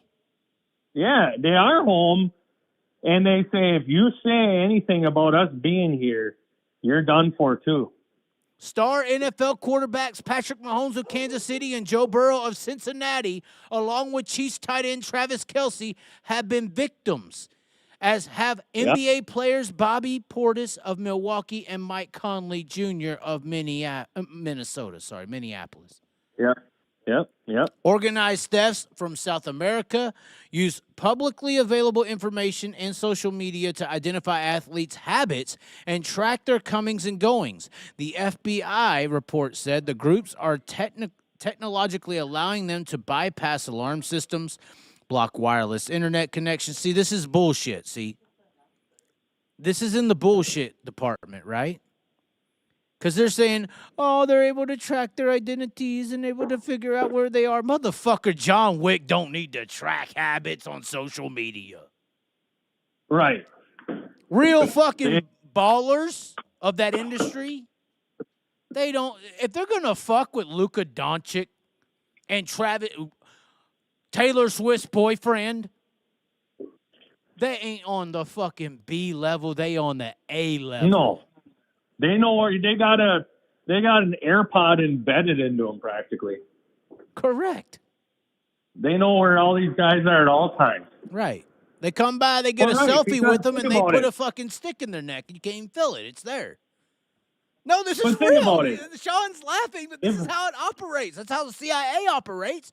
What do you think these people learn how to operate? They learn from intelligence agencies. This is why Northrop Grumman and all these BlackRocks and advanced military complexes are so threatening to the United States. Is because just because Northrop Grumman develops a weapon that can destroy the world don't mean they got to sell it to the U.S. They just got to sell it to the highest bidder. Right, but see, here's the thing, too, is these guys are getting burglarized, right, quote unquote, and so they act like they live in just a little yellow house on the corner next to your house, right? Exactly. No, they're in fucking surveilled areas. Everyone knows everyone in this scenario. Yeah, like when Rodgers lived in Green Bay, he had a fucking fortress wall around his property. Right. Everyone knows like what's happening. These guys are just living, block away from the hood downtown. Oh shit! Yeah, damn! I forgot to lock the door tonight. Whoops! I had to go to work and play basketball. 100%. My bad. Right. So when Luka Doncic's place is burglarized, that's not the truth. You don't just burglarize Luka Doncic's fucking house. There's 24-hour surveillance. There's private security. There's gate locks. There's all fucking aspects of identification for anyone who enters that property, period. Well, did you hear the one about Burrows where his house got broken into? Well, that's what it's saying here. Patrick Mahomes, Joe Burrow, Travis Kelce. Well, Burrow had like 20 grand or 10 grand sitting on the kitchen counter, and they didn't even touch it. And there's a reason why. Right, because they're sending a message. Right. So think of this. The high limits in the last 2 years has just been a test run of how to fix everything, how to get it into motion. Well, the low level bullshit is easier to obtain. Yeah. You don't have to you don't have to Ripper is Sheldon's crew chiefs around the corner here. You don't have to fucking do much to antagonize or intimidate this fucker around the corner to get him to comply versus Patrick Mahomes and Travis Kelce. There's not as many eyes on him. Does that make sense? I'm not saying Ripper's like that. I'm just saying there's not as many eyes. The lines aren't monitored in betting on fringe sports as much as they should, and I firsthand have been profited from that because I had some guys that I knew in a chat, and they were like, "Hey, what do you mean? Did Connie just left? She don't want to hear this anymore. What do you mean you knew in a chat? Is this some 4chan shit, or is this the dark web with the red shoes? Do you know what I mean by red shoes? Well, this is underground. Do you know? Hold on. Spike. Do you know what I mean by red shoes? Well, yeah, I know all about the red shoes. What is red shoes for the audience? Well, that's the red shoes is like a symbol of killing and pedophilia. No, that's not what red shoes are. Okay. Red shoes are made of leather. High profile shoes are made of leather. What is leather made of? It's human skin. That's red shoes, correct. Yeah, I just said it's about killing. That and doesn't mean pedophilia. We're trying to stay away from the fucking YouTube algorithm words and slang. It doesn't have to be an underage person to skin them and make shoes out of them and sell them with Bitcoin. What I'm saying, right? Okay, so you know what red shoes are. Okay, that's how they intimidate, right? That's how they intimidate. Your dog went missing. Oh, next week it's for sale. Oh, okay.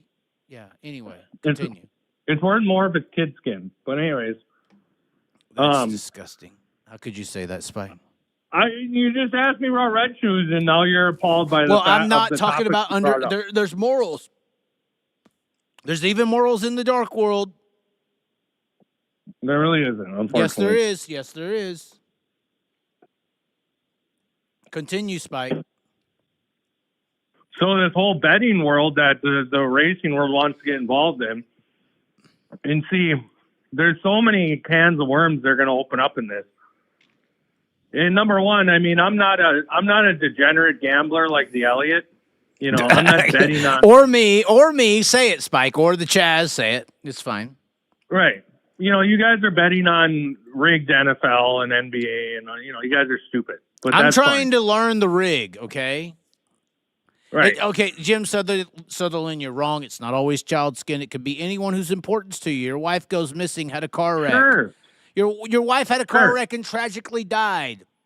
All of a sudden. Sure, but I'm saying that some of it can be that too, yeah. It can be. Chaz cried. It can be. Oh, your daughter died from a heart attack. Next week there's some shoes for sale on the dark web. Sure. And I'm just saying it's worth more. But anyways, I don't know why you know the worth. I don't want to know, but continue. My whole point is this gambling thing is if you really want to make money gambling, you bet on sports that they don't regulate the lines close enough because they don't give a damn about Kazakhstan soccer, right? Because there's not enough people betting on it to make a difference. But when you have a situation where they set the lines on these Kazakhstan soccer or Lithuanian soccer leagues and it's so off the charts that you're like, okay, these lines are stupidly wrong.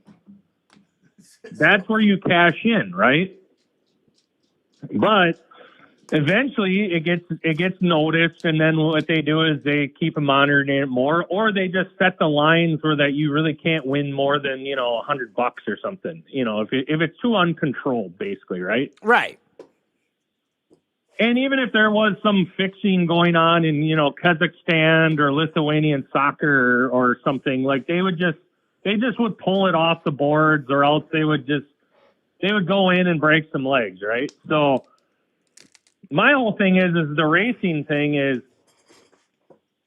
if it pays more to the winner to lose and bet on an underdog, why would I want to win the race when if I lose and bet my money on another guy to win, and we just padded enough that eventually we're going to cash in. You're talking about easily throwing a fight. That's what I was saying originally. Yeah.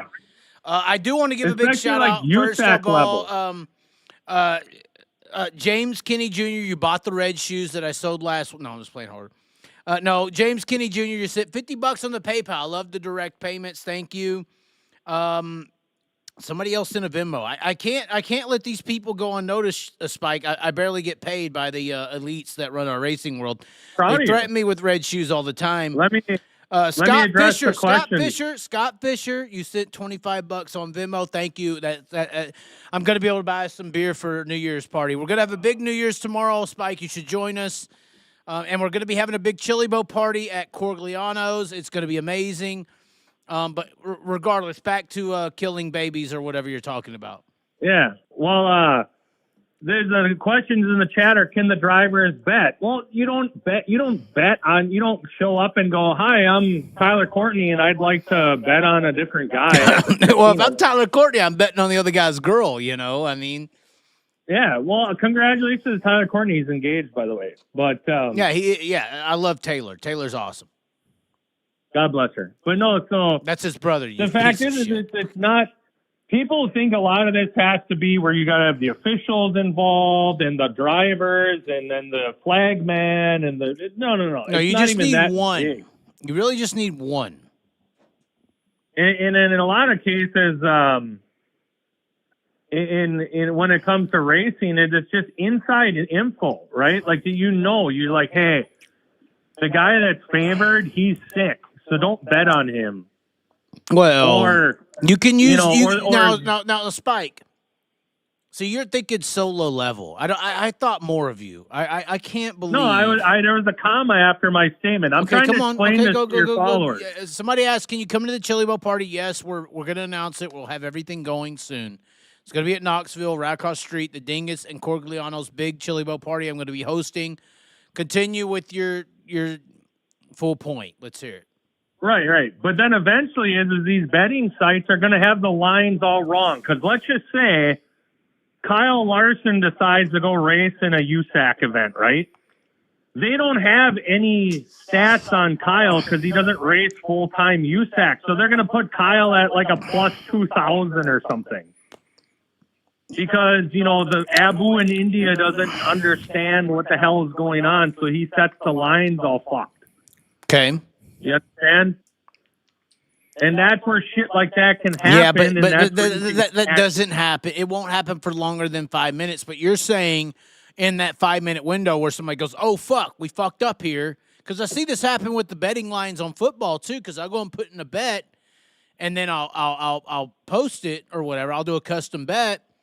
And then like 15, 20 minutes later, I'll do it in the morning, for instance. Noon comes around, and that same bet, it was plus 2,200 when I did it. Now it's all of a sudden plus 800. Right. Oh. Or if they really, if a lot of people got the word and they said, hey, Kyle showed up and he's racing in this USAC race and he's going to dominate. And they had all of a sudden 100 of us all put $100 on Kyle. Well, for instance, what you're saying is like 4:30 a.m. 4:30 a.m. A few people get told, "Hey, we're going to put Kyle Larson at plus 2,000 here from 4:30 to 4:35." It don't even have to be an hour, just 5 minutes. Y'all go in there, y'all collect. We're good. The people setting them. And they just cancel your bet though. That's what I'm saying. If it happens enough, they can just go in and cancel everyone's bet and say it was an error. Right. You understand? I thought you were talking about fixing things. You're talking about just Well, but that's what I'm saying is there's ways, there's different aspects of where you can profit from underground sports because racing's underground. So what I'm explaining to you one of the smart way to underground set that up is let a few people know we're going to put them at plus 2,000 for 5 minutes, and then we're going to put them to negative 140 or 400 the next. Wouldn't that be smarter? The series ain't controlling that. What? The series ain't controlling that. So that's where you're going to have, after a while, it's Costa Rica or India that sets these lines, you know? I don't think so. But they're not going to. They said they have no investment in this. They have no profit that they make from betting. They just think that it's going to help expose the sport. It's not going to expose anything. Right. But that's not what this all sports. I don't even watch all it. Sports did fuck up like that. Originally, I think they had like Emerson Axum at like a plus 2,400, and he won the race. And a bunch of people made money off of that. They're just stupid. There are idiotic people, but I think they learned from that mistake. Obviously, I don't think high limits. You need to apologize to me because I just explained that 5 minutes ago, and now you're. But I don't think high limit's going to have that explained. problem, Spike. I'm talking about next level. I get what you're talking about, base level. I'm talking about next level. This will never go beyond that because there's race car fans, especially sprint car fans, bitch about fucking everything costing money. You think they're going to put any money on a race? Maybe $1. I've only got one super chat. I mean, it's pretty bad. I agree. Right. So the guys in the stands, other than guys that actually are wealthy and degenerate, they probably are just going to own cars. So then the next level guy who's just a gambling degenerate like the Elliott, like he might put money down. But generally speaking, it's going to be guys that are on the inside that got some inside info. I don't know if that's true, Spike. I don't know if that's true, Spike. If you were at the Knoxville Nationals and they promoted it properly with Johnny Gibson or whatever and said, wager tonight on blah, blah, blah, get the app right now and you can place money on this event right now. Who do you think's going to win? I would think at least, because we know this, the gamblers are the degenerates. Who buys lotto tickets? It ain't the rich people, it's the poor ones. So if you did it right, the poor people would bet. And that's how you get more money. Politicians know this. Politicians live on poor people. The government. Who makes more money? The government lives on poor people. They've already said that they don't make any money on the gambling. So this is stupid that they're even doing it. Maybe that's them trying to cover their own asses. Yeah, they don't make no money on streaming either. We heard that for years. Right. So it's like, yeah, they want to cover their own asses. Yeah, government's so bad, but if you can collect $1,000 from 100 million people in poverty, that's a lot of fucking money. Okay, so now we've proven a lot of things tonight. We proved that the high limits has improper inspections and there's favoritism. We've also proven now that they may profit on gambling and that gambling can be fixed. So and the FBI is coming, Spike. The FBI is coming. Sport. It's fixed, man. But here's the reality. If I'm a car owner, and I'm some guy that's doing this whole racing thing, and I got my big rig and my cars and all this to write off money and launder money, I sure as fuck am getting the hell out of this as quick as possible. Because they're coming. When the shit hits the fan on dirty dealings, they're going to start inspecting and FBI's coming. Who are these guys in these teams? Right. And they're going to start looking into what you've been doing. And if I'm Spike the billionaire that likes racing and I got my late model cars and my sprint cars, my USAC cars and all this, and I'm laundering money through and through, and then some of my crew guys are betting because they know that this guy over here is going to win because the line's all fucked or because my guy's hungover. Hold on, or it whatever. ain't even got to be their crew member. It's just their friend that they texted or Snapchatted. I'm just saying, though, if it all comes back to the source being someone involved with me, the billionaire, I'm fucked. Right. Well, and this is why the NFL and these other leagues have went to the degree they have to try to cover all these X's and Y's. But at the end of the day, Luka Doncic's house, who's in a private security, visually identified covered area, is still getting burglarized and nobody knows who did it. Right. So what I don't get is, what I feel is they're dangling the gambling carrots to the like a USAC, where they're like, oh, we're the first ones that you could ever bet on. We're so great. You guys are idiots. Because why are you wanting to get the feds involved in your business now? Right. When you don't even profit from it. Right. Well, and see, Like, I thought you were going to go. I thought dying. you were going to go way deeper than that. But I hear what you're saying. Yeah. Well, USAC just needed any publicity they could get. I mean, USAC's a failing business model. Like, I'm not going to go watch Kazakhstan soccer. I'm not going to watch Russian table tennis. And I'm not going to go watch USAC racing. Like, you don't understand. Like, there's chat groups where guys send each other fucked up lines that are profitable in gambling. Hold on. Fox Racing says, we just lost the chat. Sorry, continue. He says, I don't think y'all know who really gamble, and you think tickets, beer, and merch is cheap. Okay, we aren't, blah, blah, blah, blah. He's just crying about money. Is he? I say he's broke. These guys are broke. They're not going to be spending. You think that they're going to be spending, I'm putting $100 on Kyle Larson to win tonight? No.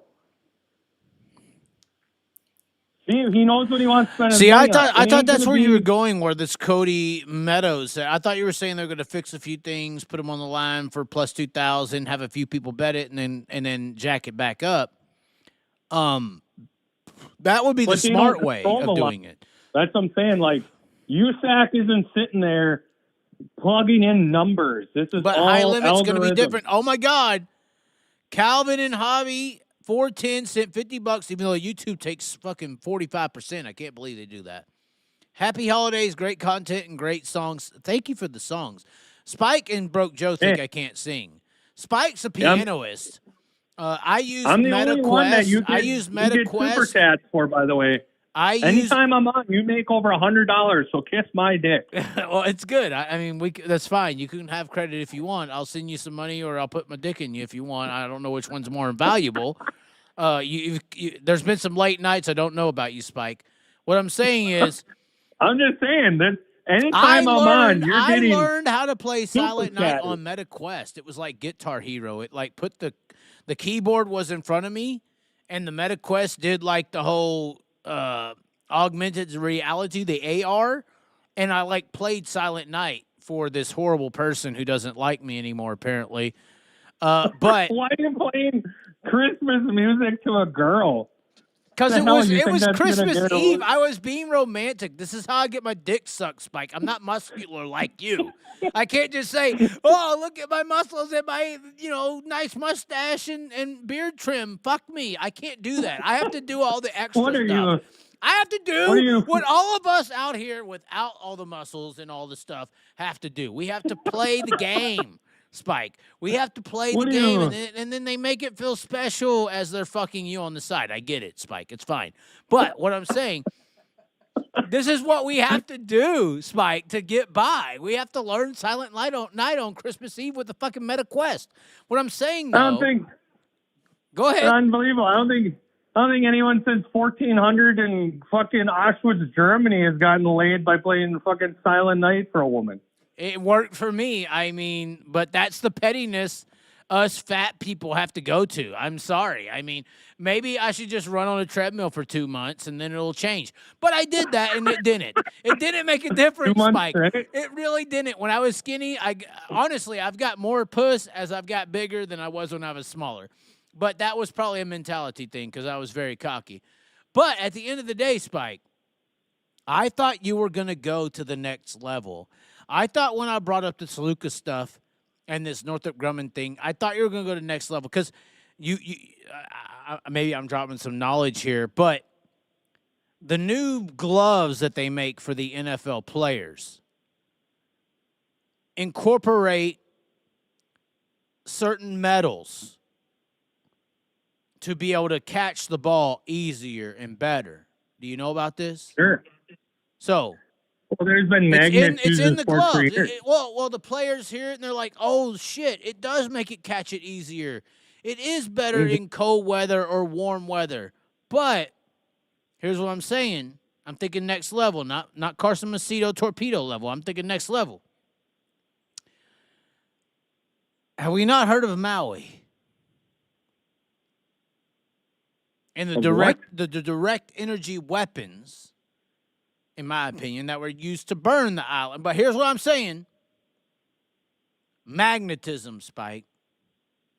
Sure. So when these elite the John Wicks need a player to catch a touchdown or to not catch a touchdown, there are technologies available through magnetism with these players wearing these gloves that are based on magnetism to either allow that ball to come to the glove or not. And all these people who are fixing things on the extreme, I may get killed tonight. First of all, I don't want to die, ladies and gentlemen. I'm just saying on the camera, I'm perfectly happy, even though I just left a situation. I'm fine. I can live. I can go through anything. But what I'm saying, Spike,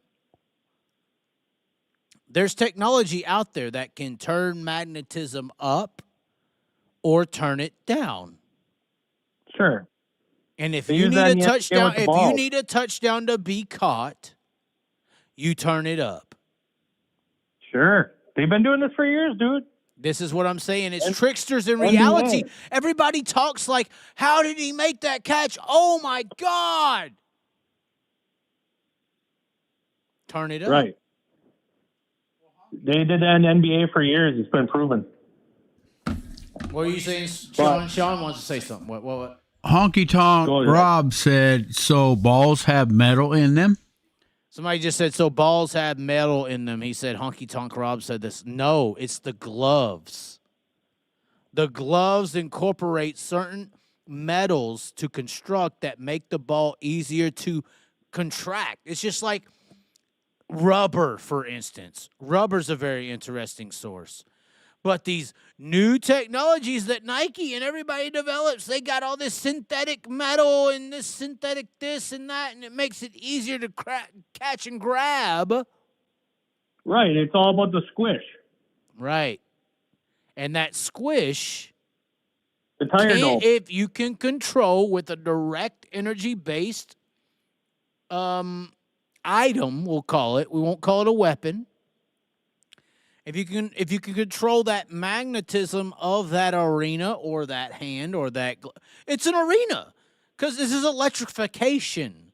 Technically, we're talking about electrification because electricity is what controls magnetism.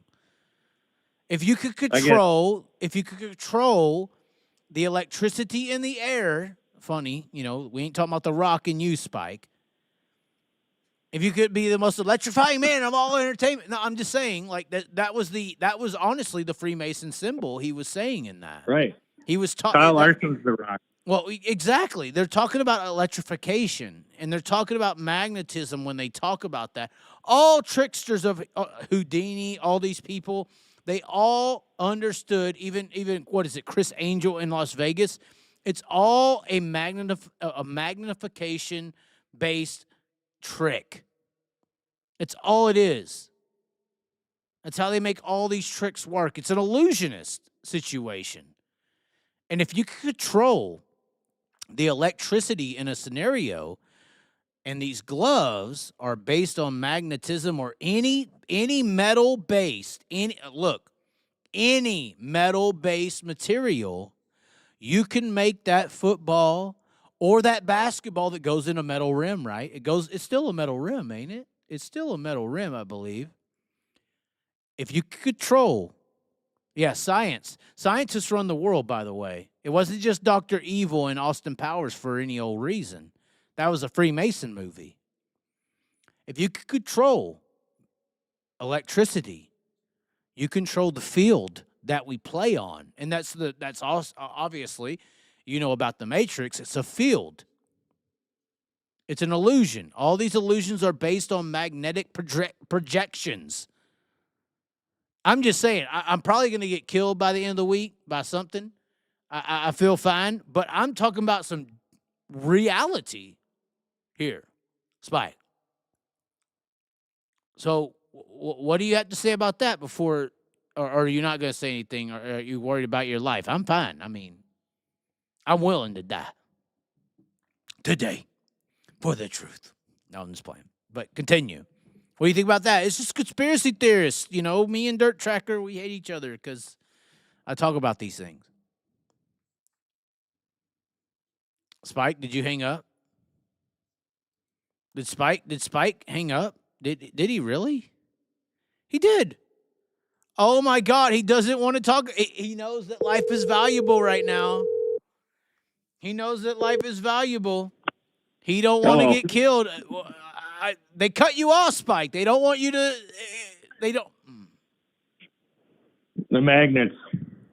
It's all magnetism. Illusionist, Chris Angel, Houdini. When you go study this shit, that's what it is. Let me ask you a question. Not about magnets, it's about racing. Same thing. It's a mechanical bull. It is now, baby. We figured it out. So the Perth 3-nighter, right? I'm sure you stayed up all night watching it, right? No, I watched highlights the next day. Oh, okay. See, I get up early, so I was able to tune in. And shit, they weren't even done till like 8 a.m. every day. But there's some interesting takeaways I got from that event. Now my question is, I didn't see the final feature. But are the Australians as in love with Kyle winning as we are in America? No. Okay. So would you say that they're more into their homegrown stars, right? They kind of respect sprint car racing as like a top form of driver and racing series. But an Aussie winning is a big deal, right? Obviously there, right? Kind of. I think in Perth it was different. I think in Perth they wanted to stroke the ego of we got the Max Verstappen of motorsports to come to our track and blah, blah, blah, blah, blah, you know. So. But, I mean, you had 2 nights of McFadden winning, which is a big win. I mean, that's, that's an Australian winning. And then you got the guy that, Kyle wins Kyle's money, basically, on the final night when it was all the money on the line. I don't know if that's true, but continue. Well, I'm just saying, that's the way it looks. It right? looks, yes, it's correct, like, yeah. Welcome to my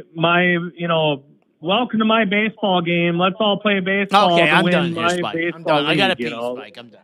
And I win. I'm listening, Spike. But no, I got to ask your opinion because you're enlarged prostate. But it's not enlarged prostate. It's called Bush Latte. Enlarged prostate, Bush Latte. Continue. I'm listening. But it was it really wasn't exciting at all. Like it's a parade. Like that was just not. It's just getting to be this way in a lot of tracks, unfortunately. It's a lot of parades, and I don't know if that's the issues with all this teching or non-teching, or if it's just everyone's buying the same equipment and same parts, and everything's just the same thing. The track was smooth as could be, so I really don't get that. But it was just there was no passing in any heats, which there really isn't anymore. And then the features was guys in the back were moving up, but I mean, as far as the first, if you were top 3, you pretty much finished top 3. But the one thing I noticed is they do long ass events, even with just like a minor support class. I mean, these events were like 5-6 hours long, so they definitely, the fans there aren't opposed to long ass nights. They'll just sit there all damn night for 6 hours of racing, which is fascinating to me. But the one thing I'll say though is I was very impressed that Callum Williamson has this big fan club section. Like all turn 1 is this huge group of people, and they all have like horns and shit. Horns. And they all are absolutely in love with the guy. And I wanted to pose this question to you. Now you get to see all the people I lit down, Spike. This is why I was behind him so much. It's called Callum's Corner.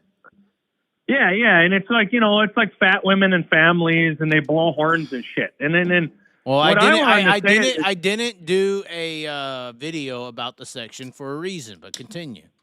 Yeah, but that's a beautiful thing, because I tell you what, if I was an American driver, I would want a fan club section like that. You know why? Oh, 100%. It was amazing. Yeah. Because the fat girls and families are always going to be showing up for me, because, I'm a nice guy and I'm the best looking thing they've ever talked to. So they're just going to be happy as hell that I give them the time of day, Right. Well, and this is, and honestly, Spike, how many fat, ugly women are at a Morgan Wallen concert?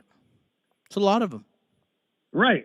So my whole thing, is there is no way in hell there will ever be fan clubs like that in modern American sprint car racing. Right, exactly. So that's why I respect Purse so much, because they have something we can't get. And it's not. And there's two reasons. Number one is there's three reasons. Number one is I don't know if there's any driver that understands the fan appeal, right? That they understand how to be an attraction and how to normal people and how to be a fan, just a nice person. Yeah, that's true. That's part of it. That's true. There's part of that. It's more like, who are you? Or do you want to sponsor me? No. Okay, get the hell away. Yeah, you want to buy that's a exactly shirt? how No, it goes. 100%. Right, get the hell away, right? Yep. So, number two is there isn't if you ever you're in the pits running around playing video boy, but like if you ever sit in the stands, there isn't any interaction of fan to fan, if you ever notice. Or fan to driver, you mean? No, like just the fans. A sprint car, like late model, is different. Like I'll be in a section and everybody's friends with everybody. In a half hour, everybody's friends. In the sprint car world, they're all territorial. Like if you're walking past me and I got to stand up so you can get by and sit down, the guy behind is pissing and moaning. I mean, if he's got a Sheldon shirt on, that's how it goes. Everyone's just kind of a cunt to each other. So like, it's like, so there isn't this fan to fan bonding going on in America. So I feel like that's part of the reason too. And number three is, imagine if there was a group of fat girls and families blowing fucking horns, all the old assholes that are at the sprint car race would pitch a fucking fit and get them kicked out. Yeah, they'd say, oh, we don't need that ruckus in the stands. Like, if you ever go to an outlaw event, well, any sprint car event in general, it's the most, communistic environment you ever been to. It is. It's, all right, everybody, get to your feet and get your cell phones out and scream as loud as you can. Now sit the fuck down and don't you ever stand up again. Are you quoting Johnny Gibson? Yeah, it's just absolutely insanity. Sean, do you have to go to work tomorrow? Oh, he's got to get up in 2 hours. Go ahead. Go on. Continue. This is good. Yeah. No, everybody, please sit. How does he actually say it? Should we play a Dirt Vision deal? Oh my God, he actually does say it. Now, please, everybody sit down so that everyone can see their viewing pleasure, whatever it is. He's truly My favorite is then he'll turn the fans against each other and he'll say, you people in turn one up by the fence, if you don't sit down, we're not going to be able to have this event, and then it's going to get canceled or something. He'll just turn everyone against like five guys. He does that. He does. That are just chilling. We will not continue this there all event night. if you do not get off the fence. It's just, I don't know how that is in Australia. That's class, Spike. That's class. They turn the fans against each other. Do they do that in Australia? Like, is Wade Unger on the microphone going, sit the fuck down, mate? Get your fat ass on this chair, mate, or shut this fucking thing down. I mean, is that happening? I don't know. I've never been there. It's true. I can't believe you're making a valid point. Oh, my God. Oh, that is 100% true. They tell the fat people to sit down, but you think they want them to walk a little bit, get calories off. But no, they tell them to sit the fuck down or we ain't raising you, fat motherfucking drunk. Right. And then guess what? Go buy some nachos when I'm at a if late you want model to walk, event, bitch. Yeah. But when I'm at a late model race, if people stand up, then you stand up because you're like, fucking, hey, it's getting good. Right? It's true. And you stand up and you can see because you're on tiers. You're in levels, right? Unless the fucker in front of me is 8 foot tall, I'm going to be able to see. Right. If I stand my lazy ass up, right? The average height's like 5'6" in sprint car racing. We're all Mennonites, Right. But what I'm curious is, has it always, when I was a kid, I don't remember going and being like that. Everyone is yelled at to sit down and like, is that new? My ribs are hurting. Spike. And is this nationwide? Like, do they do that in Australia? They don't. They don't do it in Australia. Oh, somebody wants me to make a new dirt track rap. Oh God, I don't know if we should change subjects because you're so fucking accurate.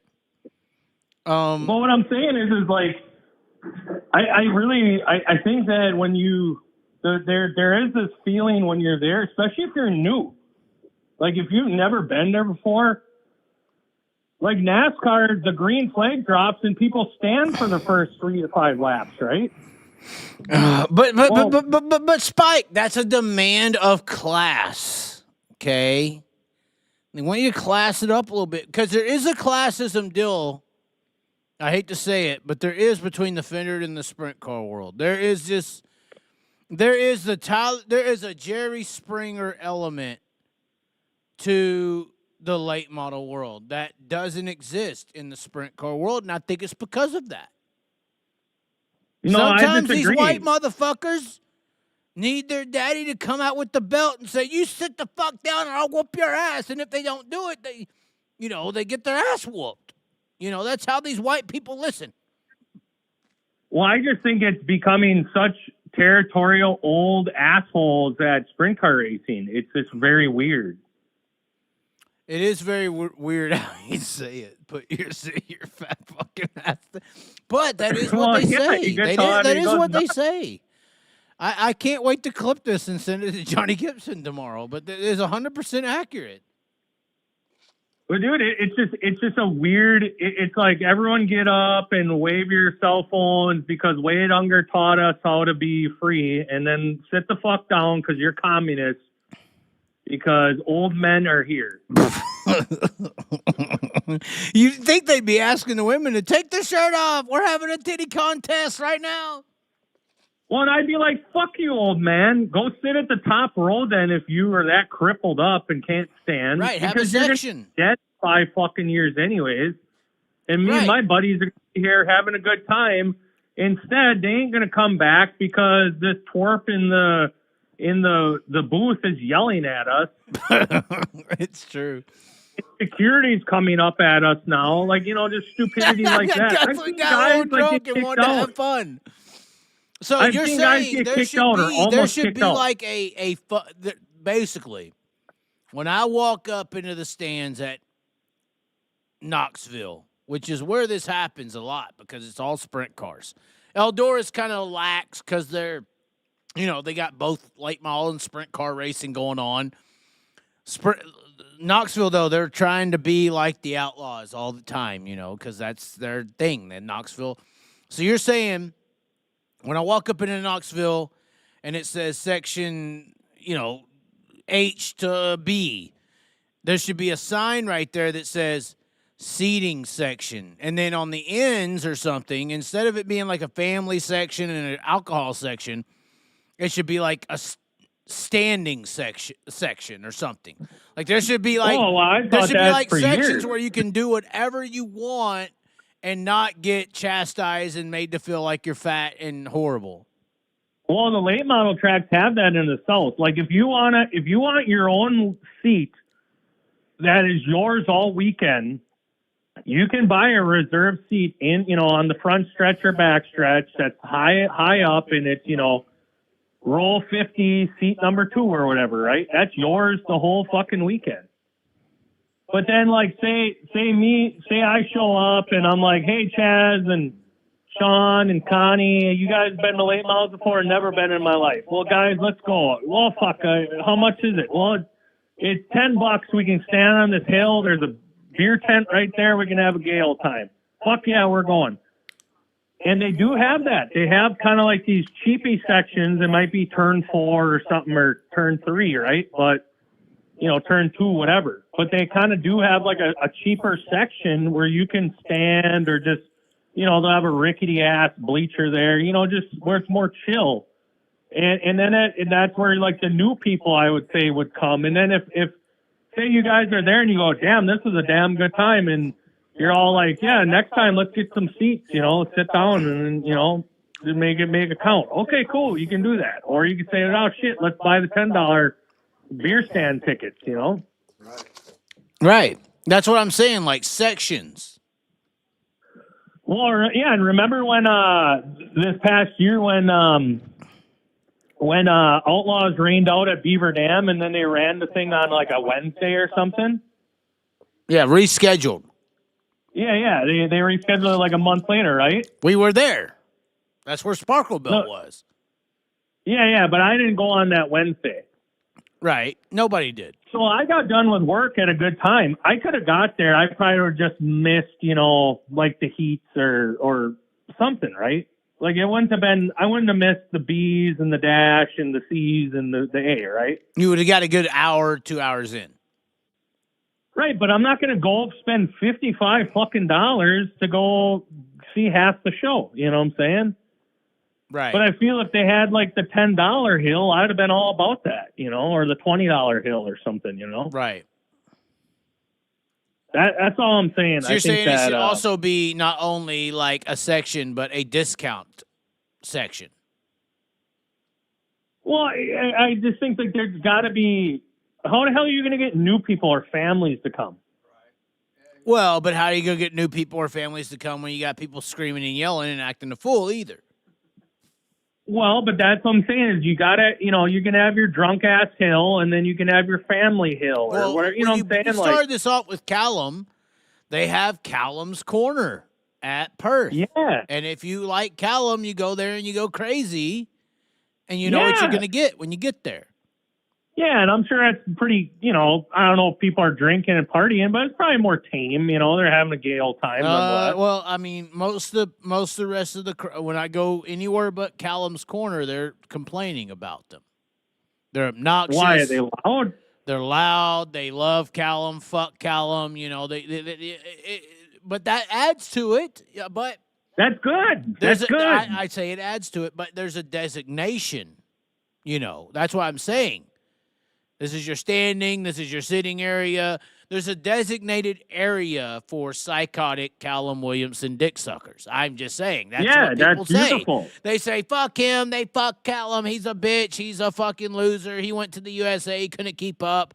Fuck him. Yeah, that's cool. You got to have that. But if you go over there, that's what you expect. That's good. You know why? Because you go to PA.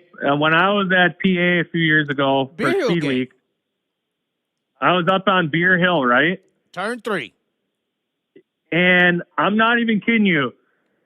Lance DeWeese, they're about getting ready to hot lap. So they push him out there, and his car is parked right in front of Beer Hill. And this guy goes, fuck you, Lance DeWeese, you piece of shit. And then a few other guys are like, fuck you. Lance DeWeese is the man, right? And they're not throwing down, but it's just a good old time, right? Right. And then all of a sudden, Danny Dietrich gets pushed out for, hot lap section 2, right? And fuck him. Fuck Danny Dietrich. I hope you crash, right? Yeah, you kill him tonight. And then the Danny boys are like, goddamn Danny Dietrich, that's good shit. I like that. That is this guy versus that guy. That is the Lions versus the Vikings. Yeah, that is the Lakers versus the Celtics. You need that in any successful sport. And when you got male stars, you know, this isn't a team sport. It's males against males, and once in a while a girl. But like, it's still the same thing. It's still the star of the Cowboys versus the San Francisco. It's still logos. It's still team ideology. But continue. Right, but like, you grew up in Dallas area, right? So, and this was before your time. But they had world-class championship wrestling in the Von Erich family. Yeah, I know. I know the Sportatorium. Fuck you. Yeah. All the girls in the families loved the Von Erichs. Like, they lost their mind for them. You can't they were grow like up in Dallas and not know who the Von Erichs are. So fuck you. But all the guys were like, fuck them. They're all pussies. We like the Freebirds because they're ass kickers and they're rock stars. Okay. Right? So but it wasn't like, well, the Von Erich fans are bad for the business and the Freebird fans are bad. It's like, no, this is great. Right. So you're talking about top-down politics. But when you create a spectacle where everyone needs to sit in their 12 inches and don't stand up and don't talk and don't move and fuck off. I agree. And if you're a girl and you're hooting for Sean Hodenchild, you're gonna get kicked out because you're probably on drugs. Kratom. Right. Well, that's what these old cocks do at these races. They are convinced that if anyone's having a good time, they're a drunk drug addict. Get them the fuck out of here. We don't need that white trash. You know. So get that trash out of the building. And then hold on. Did you see the video of Jerry Jones sitting at Philadelphia Stadium? No. Oh, my God. Oh, God. Keep talking, Spike. I'm going to find this. It was like, this is what we need.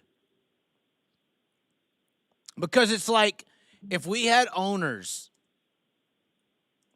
Hold on. I'm trying to type and talk. If we had owners who could sustain this type of level of criticism, it would be awesome. Oh, yeah. Yeah, right here. Look. Hold on. Look at this. This is gold. 100% gold. I got the mic up. Jerry Jones is sitting at the top of the stand. And there's Eagles fans looking up at him, filming him. There's like 50,000 people here. There's at least 200 people here. I turned it down. There's at least 200 people in this vicinity with their phones out, getting Snapchats, getting TikToks, absolutely trashing Jerry Jones to his face as his team's getting blown out. Think about this. Your team that you spent billions on. You're this fucking icon that's on the news every day. You're the America fucking team. You are able. There's no fucking person, I think. There's not one person with the, and this is what's going to fuck him up, with the ego to be able to sustain this level of criticism. Because the ego you have to have, this is why all you little punk bitches in sprint car racing are little fucking bums. The ego you have to have that y'all spend all this money on. You want Kyle to come race your Shalom fucking car in Perth. You're all this fucking badass. You're Todd Queering, for instance. You own a track. You're so cool. You think you do all this for your ego and your profile. You ain't got shit on motherfucking Jerry Jones. Jerry Jones can sit in a fucking arena with 50,000 people laughing and screaming at him and cussing at him and filming his team. He sucks, you suck. And he's able to hold that because he's got the ego to sustain the level of criticism that this fucking sport can't even think of fathoming. What you're talking about, Spike, is this sport being able to sustain this level of criticism. They can't even have a person stand up and say, I'm drunk and fuck this guy and love that guy. This is a owner of the most successful sports franchise, I think, branding wise, in world fucking history. And he's able to sit there and hear these people, fuck him, fuck you, go to hell, you suck, Cowboys suck, Dallas sucks, while his team is losing on the racetrack. Mm-hmm. On the field, football field. Right. But I'm just saying. No, but there's here's nobody why. in sprint car racing who could even fathom. They would cry. Well, number one, They would cry. Todd Quering would cry right there. Roth Motorsports would cry. Kyle would cry. Brad Sweet would fucking whimper. But it's simple. You control the media, so like you're never going to get criticism because the media will just protect you, right? Right. So you have the dirt tracker say, in the Elliott, you like those black guys working out, I see. Look at that little video under there. No, it's the next video that comes up. They're not even black. It's white, dude. You racist fuck. The guy doing back squats is I'm brother. trying to clip this and fuck. Look at there you go. I'm trying to clip this out. Continue. So here's the deal. That's what it's all about. Is the dirt world's got controlled media right now, so that I'll be honest with you. I love Houston's facility, but the racing's boring. It sucks. It's one of the worst racetracks in the world. Like they tried to go up against me, Spike. They paid the price. I can get there easily in 6 to 7 hours, all interstate. It's an easy ride for me. Yeah. I just won't do it because it's just not good. We're not about making a Todd Quering bashing video right now. Is the smart people of that scenario apologize to me? No, but what I'm saying I'm making a point here that there's no one in this sport that can even fathom. But what you have is controlled media. This. They would cry, Spike. Right, but you have controlled media. So you have the Elliott and the dirt tracker stay-at-home mom Justin say, oh, the Houston event was one of the best events we've seen all year. There's a lot of good stay-at-home moms. I feel like you're dirt tracker disrespecting Justin them. is a really good one. Hold on, back to the black guys. It's a white guy working out. You're so racist. Not the back squat guy. You cannot sit that's here. A different video. You cannot. No, it's the same one, Spike. Fuck off. You are sitting here trying to make fun of or make these people feel bad for themselves because they're not black. Okay? We're going to get off that topic. I know what you're saying. White people can't work out except you. You're so good and grand. What I'm saying is this is not about a Todd Quering thing. This is about a sport thing. No, I agree. I feel like there's the people telling people to sit down and not stand up are they would cry. Sean's leaving. Bye, Sean. He's Sean. coming back. He can't get enough. I got a good drug here. Anyway. No, I agree 100%. Oh, wait, hold on. We got to have Sean signing out. I'm getting in trouble tomorrow. I'm signing out. I got to go to bed. I got to work tomorrow. He's got to work tomorrow. I'm working late, I hope. I got $50, I think, in stripper money. Sean needs to get a cut. We got to start cutting Sean in the profits. Hey, if you guys want us to go another hour, we need to raise our $50 right now. If the chat wants to do it, we're making a good point here, but the chat does have to kind of step it. We still have 150 in here, Spike. That's half of what David Gravel got. Actually, it's the same with he had the same. He had like 129 with Tyler Courtney and Chris Wyndham. So, we're buying Connie flowers, and we're gonna treat Sean and Connie to dinner. Y'all are buying it right now because we use their facilities. So better throw up some money, boys. Give me faith that y'all aren't the type to sit and yell at everyone.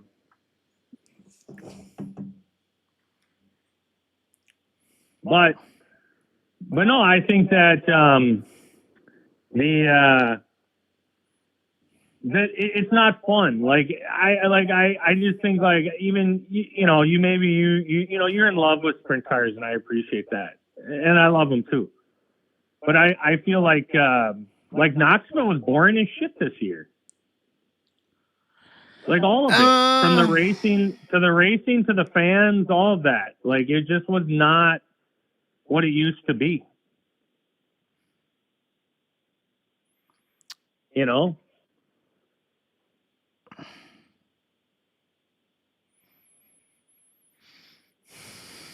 Did you die? No, I just don't agree. It's not. It ain't what it used to be. Like I have more fun at a late model event. I'm not talking about people getting drunk, whooping. I don't drink at a lot of these events. I don't at all. I got no interest. So like, it ain't got nothing to do with alcohol or anything like that. It's a way more fun, and everyone's they're talking to each other, and we're getting to know each other, and everyone's friends after 20, 30 minutes in your section.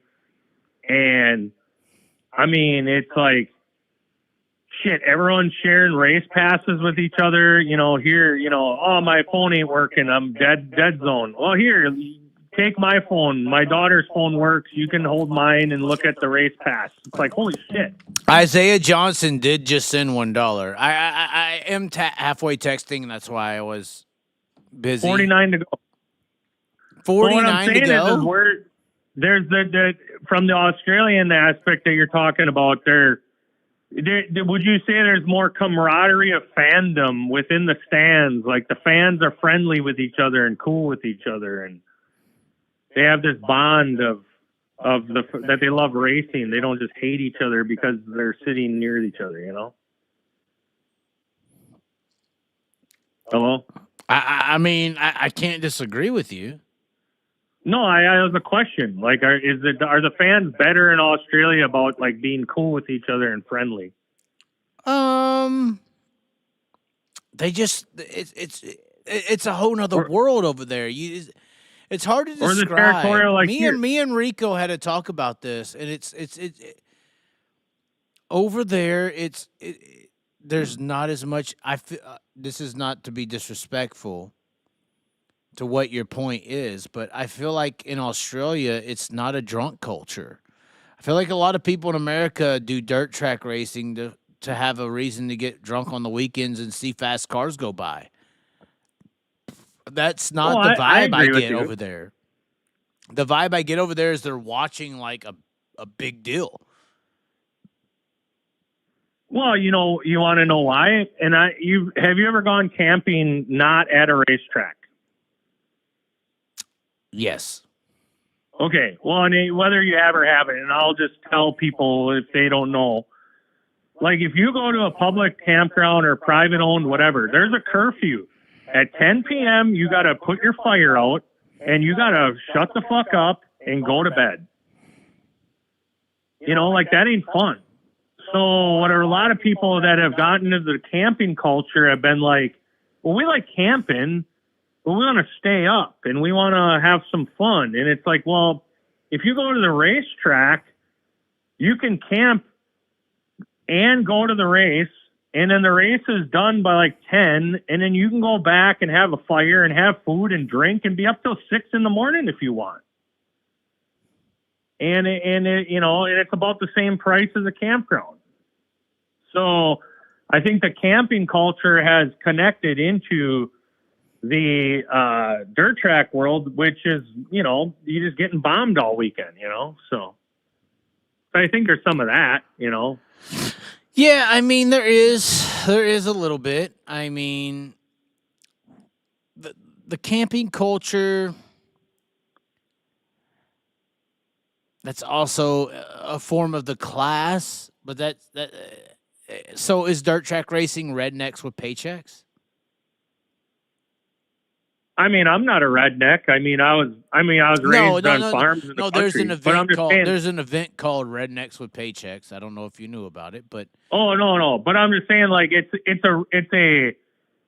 I don't think sprint cars are a redneck hobby. I would say, like, sprint cars are kind of more, it's kind of almost like golf in a way. It's getting Really? to be. You think that? Yeah, it's like old kind of rich guys, and Why though? Why is it rich guys? I don't get that. because it was on TV, like it was on TNN, and then that was, that became exposed to it was during the era where NASCAR was, really popular, but then this is an alternative, and it was something that you could see, and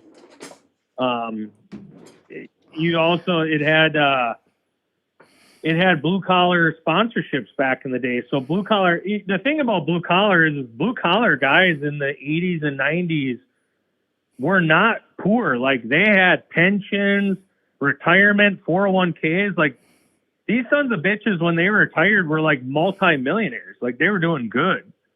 So, like, these are the 70 and 80-year-old men in the crowd right now. Right. So, it's not, you don't see families at it because they can't afford it. Because I'm not going to take my, if I had a snot-nosed kid, I wouldn't be taking him for $50. Are you kidding me? So it is a pricey experience, don't you think? Yeah, I mean, it would be simply because the options are so limited, though. Do you not think the options are limited? Well, I just think that, like, why lower the prices if, like, High Limits should lower their prices because they don't sell out, right?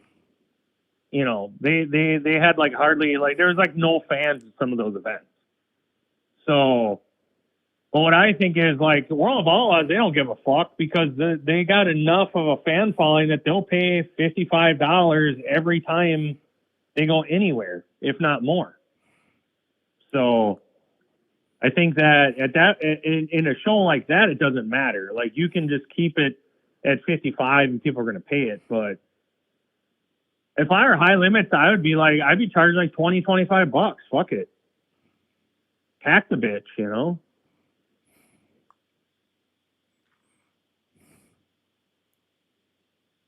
Did you die? No. Are you full of water? No, no, I'm texting. I'm halfway texting. Who are you texting? You A know. lady? Yeah, sure. Ooh. But What are you writing? Read it out loud. oh, you don't want me to read that out loud. Yeah, we do. Oh no. Someone super chat and make Chaz read his text. If we get a super chat for $100, hold on. If I get a Venmo or a PayPal for $100, maybe. No, but make it 20, and then we'll see. You might get a few 20s. you don't want this. You don't want this. This is like Are you negativity. sending pictures of your wiener? No, I don't play soft, Spike. You think I'm some soft little bitch? I don't play softball. I play hardball. So what would you anticipate hardball with a situation that you kind of have knowledge on? What would be hardball if you was to guess it? This could be even better than what it actually is, actually. Assumptions are entertaining. What's going on. What's going on? Chaz, as you shouldn't, but B-Shep has earned his. Very marketable and is one heck of a superstar for the sport. Why is B-Shep in the conversation? I'm trying to understand that. Well, I think what he's talking about maybe is the Callum thing. Like, when I go to Fairbury, like, dude, there's like 10 Callums there, if you can analogize that. Like, there's like 10 sections where they are diehards for a certain driver. Like, dude, that's what I'm talking about. When I tell people, they're like, why do you like Fairbury? Like, why do you go to Fairbury for the Falls Classic every year? And I'm like, because it reminds me of 80s wrestling mixed with the greatest dirt track racing all in one, because there's fans, like, they are diehard fans for their driver, and they love, but then at the same token, like, they do have their villains, like, they hate Bobby Pierce, but then when Bobby won the race, he had to come from the back 3 fucking times. But it's like an organic hate, though. I feel like the sprint car but hate. here's the deal. I feel like the sprint car hate is manufactured. It is. Well, it's because if you win too much, they hate you. But at least, like, Bobby, he was hated because he was a cock. Like, that's great. He was cocky. It's because of who he is. It's not because of what he does. Yeah, but let me explain it. I wish you were there to see this because, dude, Bobby went to the front 3 times and then had to go to the back. And then he ended up winning on the final lap, right? And he's pulling into victory lane and people are booing, right? All these people are booing, and there's half the crowd loves him, half the crowd hates him, right? So you got, 10,000 people booing him and 10,000 people cheering him.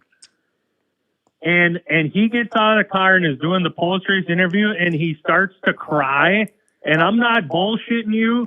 All those people that hated him started crying, and they love him now. That's that Jeff Gordon shit. It was the most organic thing I've ever seen in my life. And I was like, holy shit, this is what it's all about. Hey, look, what you're describing, how many people, let's be honest,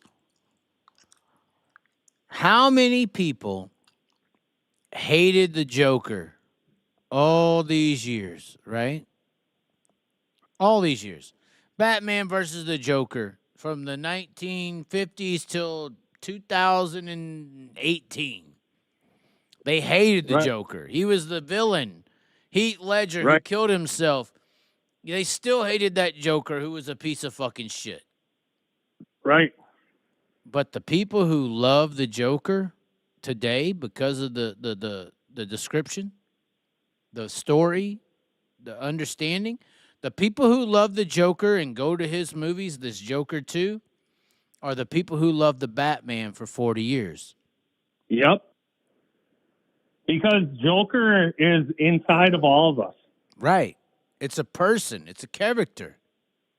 And that's exactly what you're describing with Bobby Pierce. Even though these people hated him, he was still a character that they hated.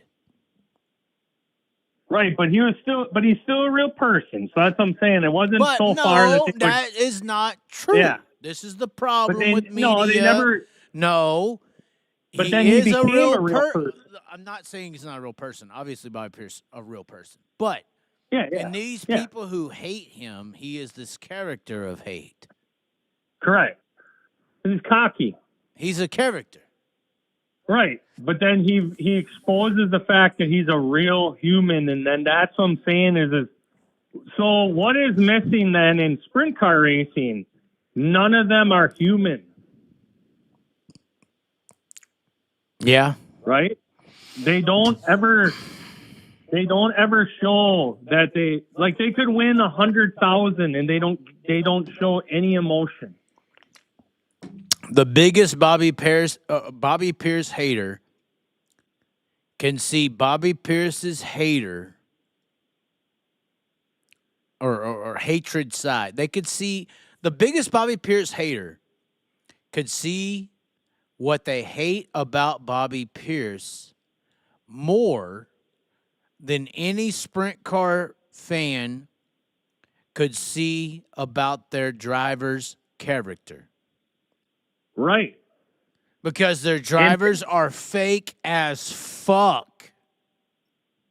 All of them. Well, and think about it. And Bobby Pierce wins Fairbury and starts to cry and says, this was the race that I wanted to win because my dad has won this race. And it was just, and my dad's getting older and I just, this is a dream. And he's crying and I had to go to the back 3 times. And dude, that's a real story. And everyone can say, you know what? If I was 20-something years old and was winning a lot, I'd be a cock too.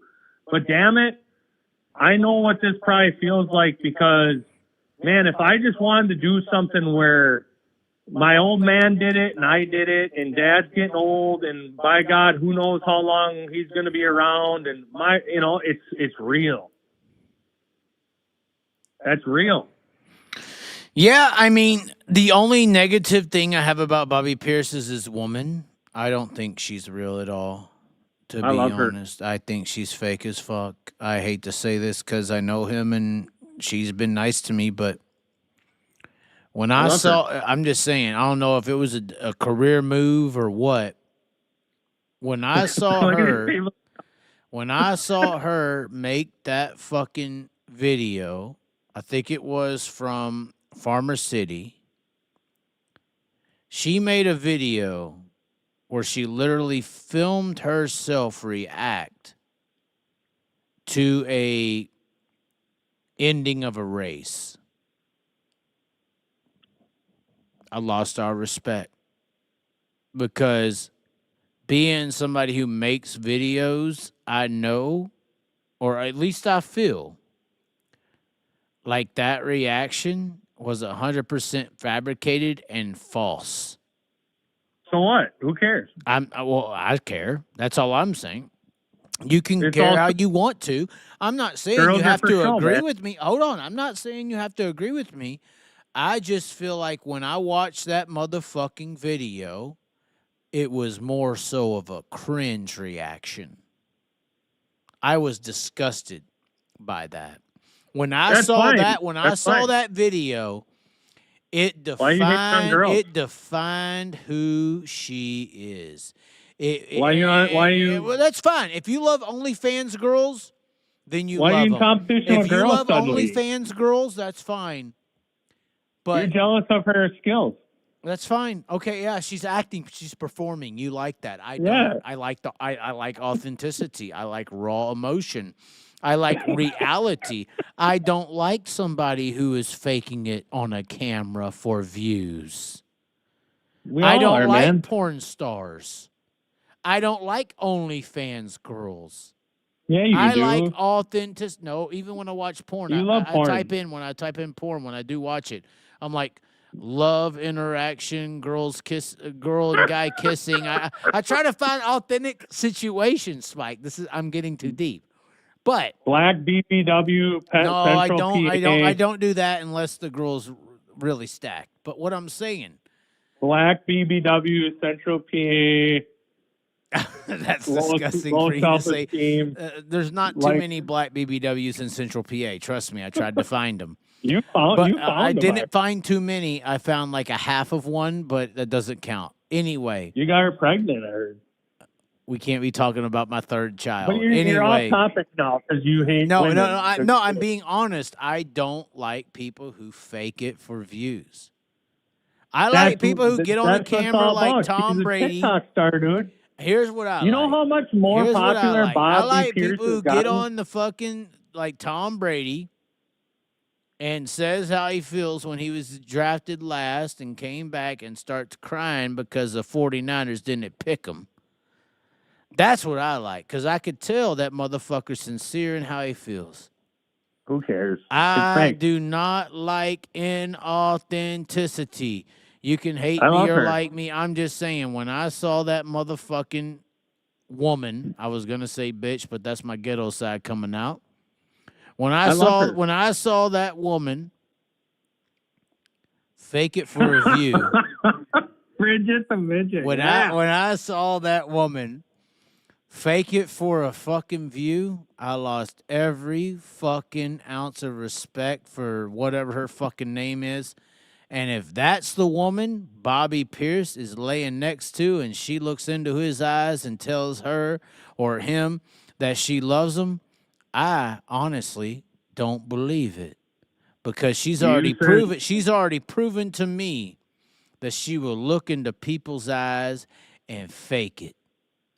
Dude, she gets hired to make these TikToks and whatever the hell Instagram videos like that. There ain't one motherfucking video in my whole entire career. There ain't one video. I make money doing the same shit. There ain't one motherfucking video I faked it on the fucking camera. And when you say that, you endorse Dirt Tracker or any person you criticize. You endorse every fucking person who gets on a camera and says something for the value of money or entertainment. You endorse just did that them tonight. people. No. You said You endorse Dirt Tracker for taking $1 for saying something that they wouldn't say unless they were getting paid for it. You endorse everything that you apparently stand against, but maybe you don't stand against it. Maybe the audience needs to know who you actually are. Because when a motherfucker is acting on the camera for $1, that is exactly what they are doing. Nobody's listening, by the way. That's fine. Do you search for fat white girls that date black guys? When you look for your porn or what? No, I type in kissing. I type in love. Male on male? Honestly, the best way to get straight to the point, if I'm in a hurry, I'll type in amateur, because that's usually the people who are in a couple and they are just trying to make a few bucks. But at least I know at that point. I thought you hated people that make money at doing videos. At least if they're amateur, they're not sold. Their soul is still intact. So if you want to know about my porn fallacies, I look for people who are authentic to themselves. Do you type in sprint car drivers kissing? I don't type in sprint car drivers kissing, no. Do you type in sprint car drivers mad at each other but then kiss? No. Yeah, somebody just said it in the chat. Chaz searches for wholesome. No, that's Callum Williamson. Oh, that's so mean. Why would you say that? You type in Callum Williamson nude. No, I don't. I'm not gay in my prerogative. Hey, the people have spent enough money on you. You need to fess up and lie. Why does Callum hate you? You hooked that son of a bitch up with an opportunity. He fucked it up. It ain't your fault. I've actually been waiting for this opportunity to say this. Right. Say it. So,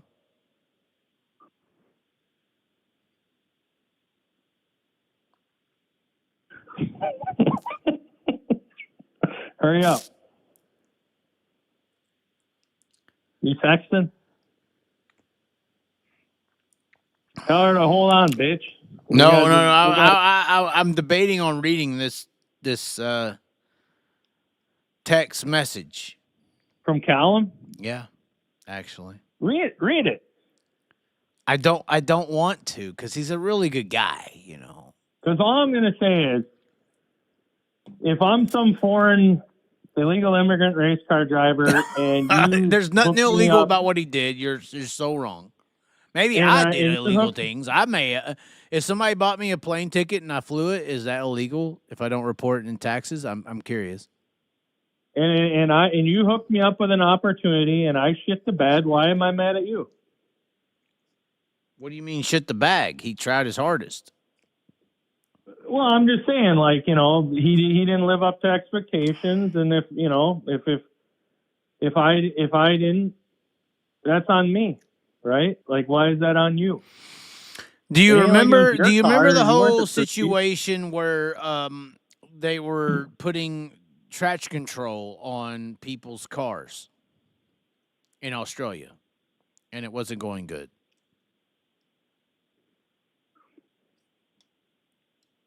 Well, tell us more, because a lot of people don't know this. So there were people in Australia who thought Callum was using traction control, and I was hearing this last year, and they were jealous. We hear about this: winners, losers, they're jealous, all these things. Sure. So he probably was, because he couldn't even. When I was over there, they were like, "We can't wait to see him get into your."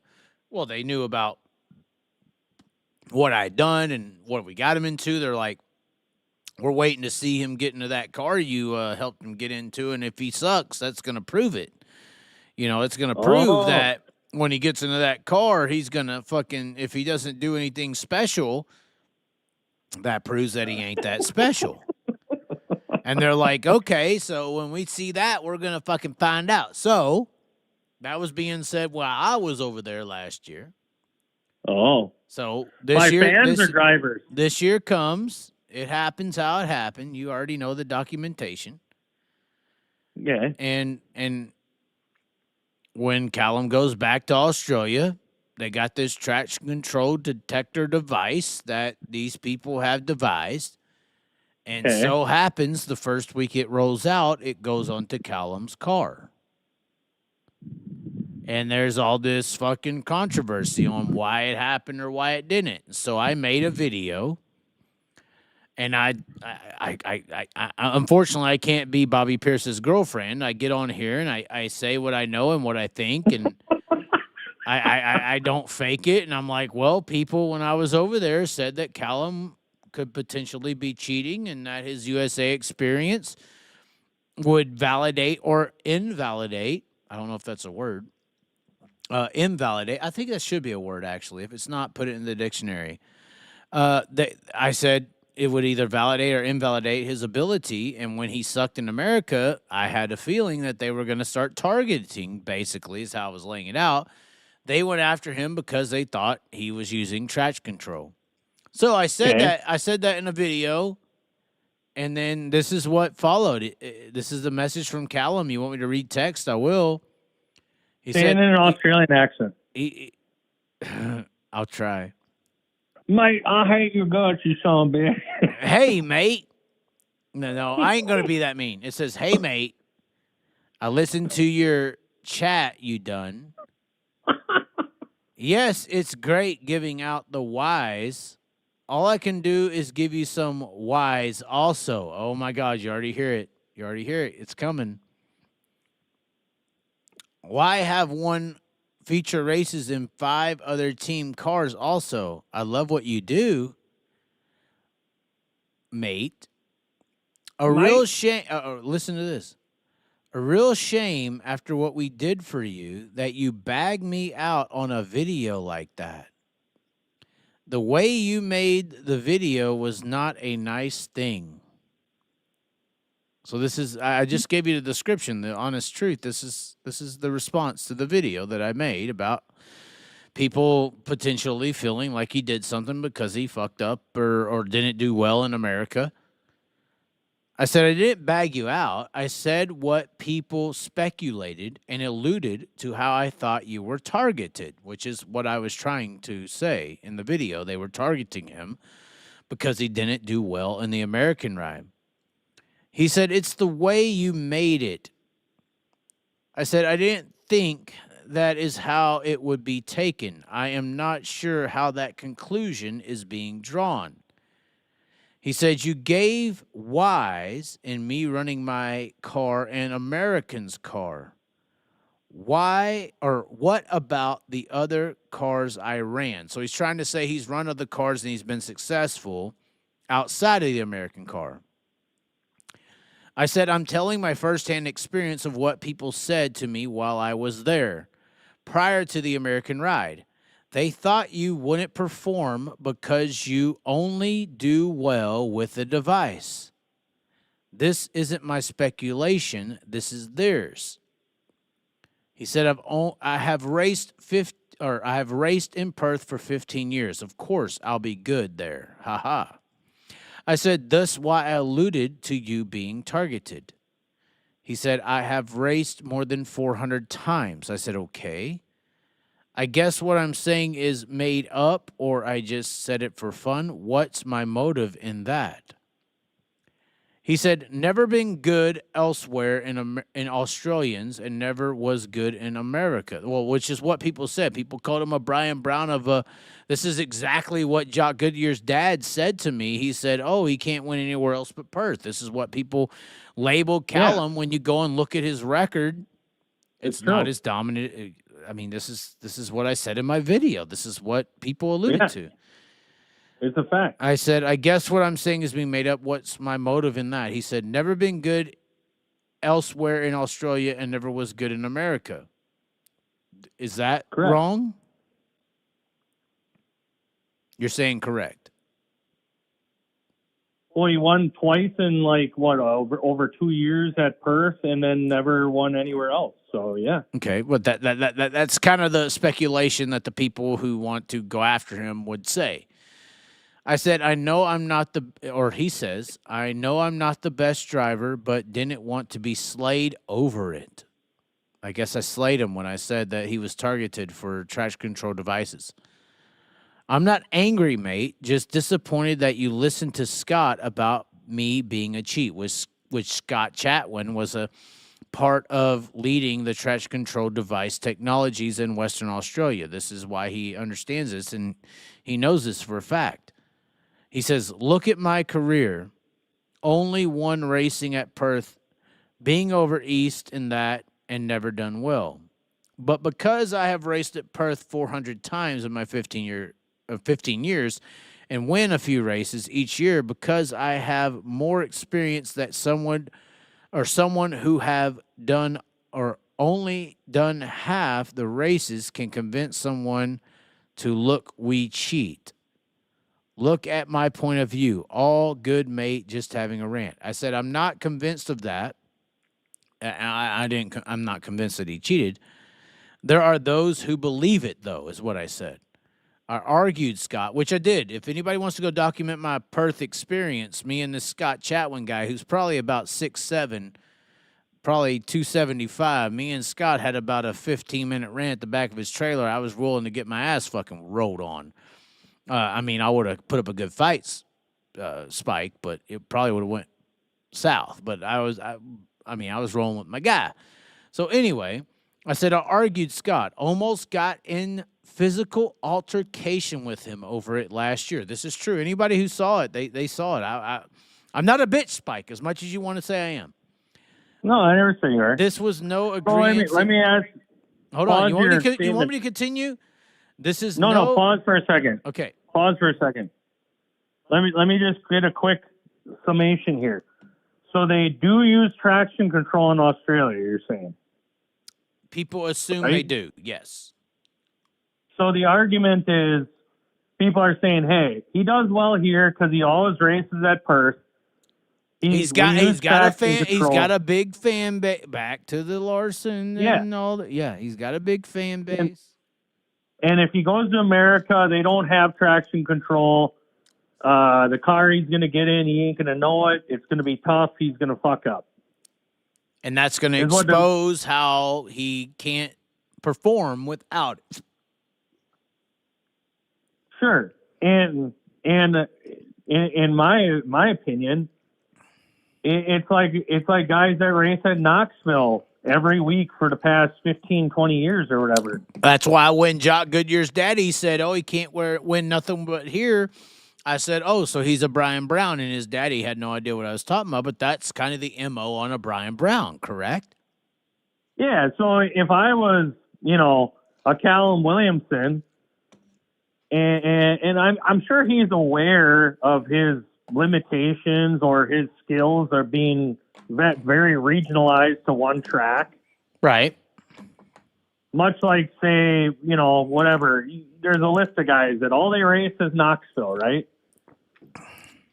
And if they had an opportunity to go somewhere else, right, even if it is just to go to PA for a month, these Knoxville guys, for example, or a Perth guy or whatever, is going to say, either A, I'm going to take this opportunity and it could be bad where I look like shit, or B, I'm going to turn it down and say, thank you, but I'm happy where I am right now, because it's not going to look good for you. Well, and when they put these devices on his car and others' car and they were complaining, I'm not a dumbass.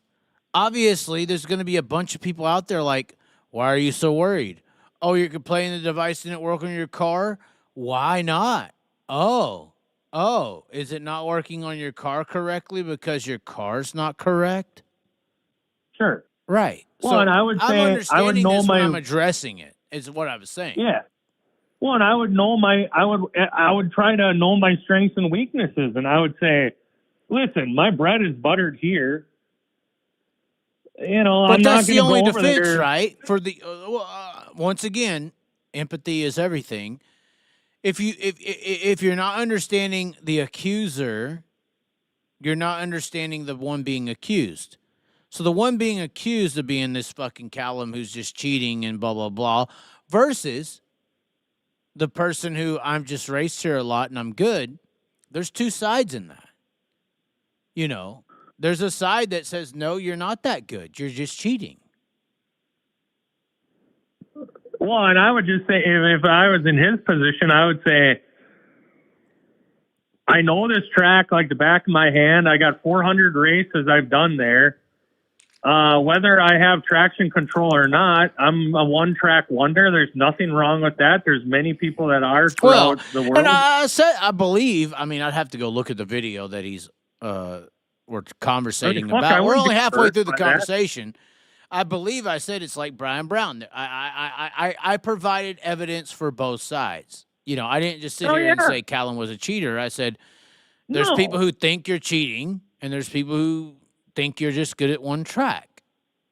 I would just say, well, I have two advantages then. I'm good at one track, and I have technology. Thank you. Have a good day.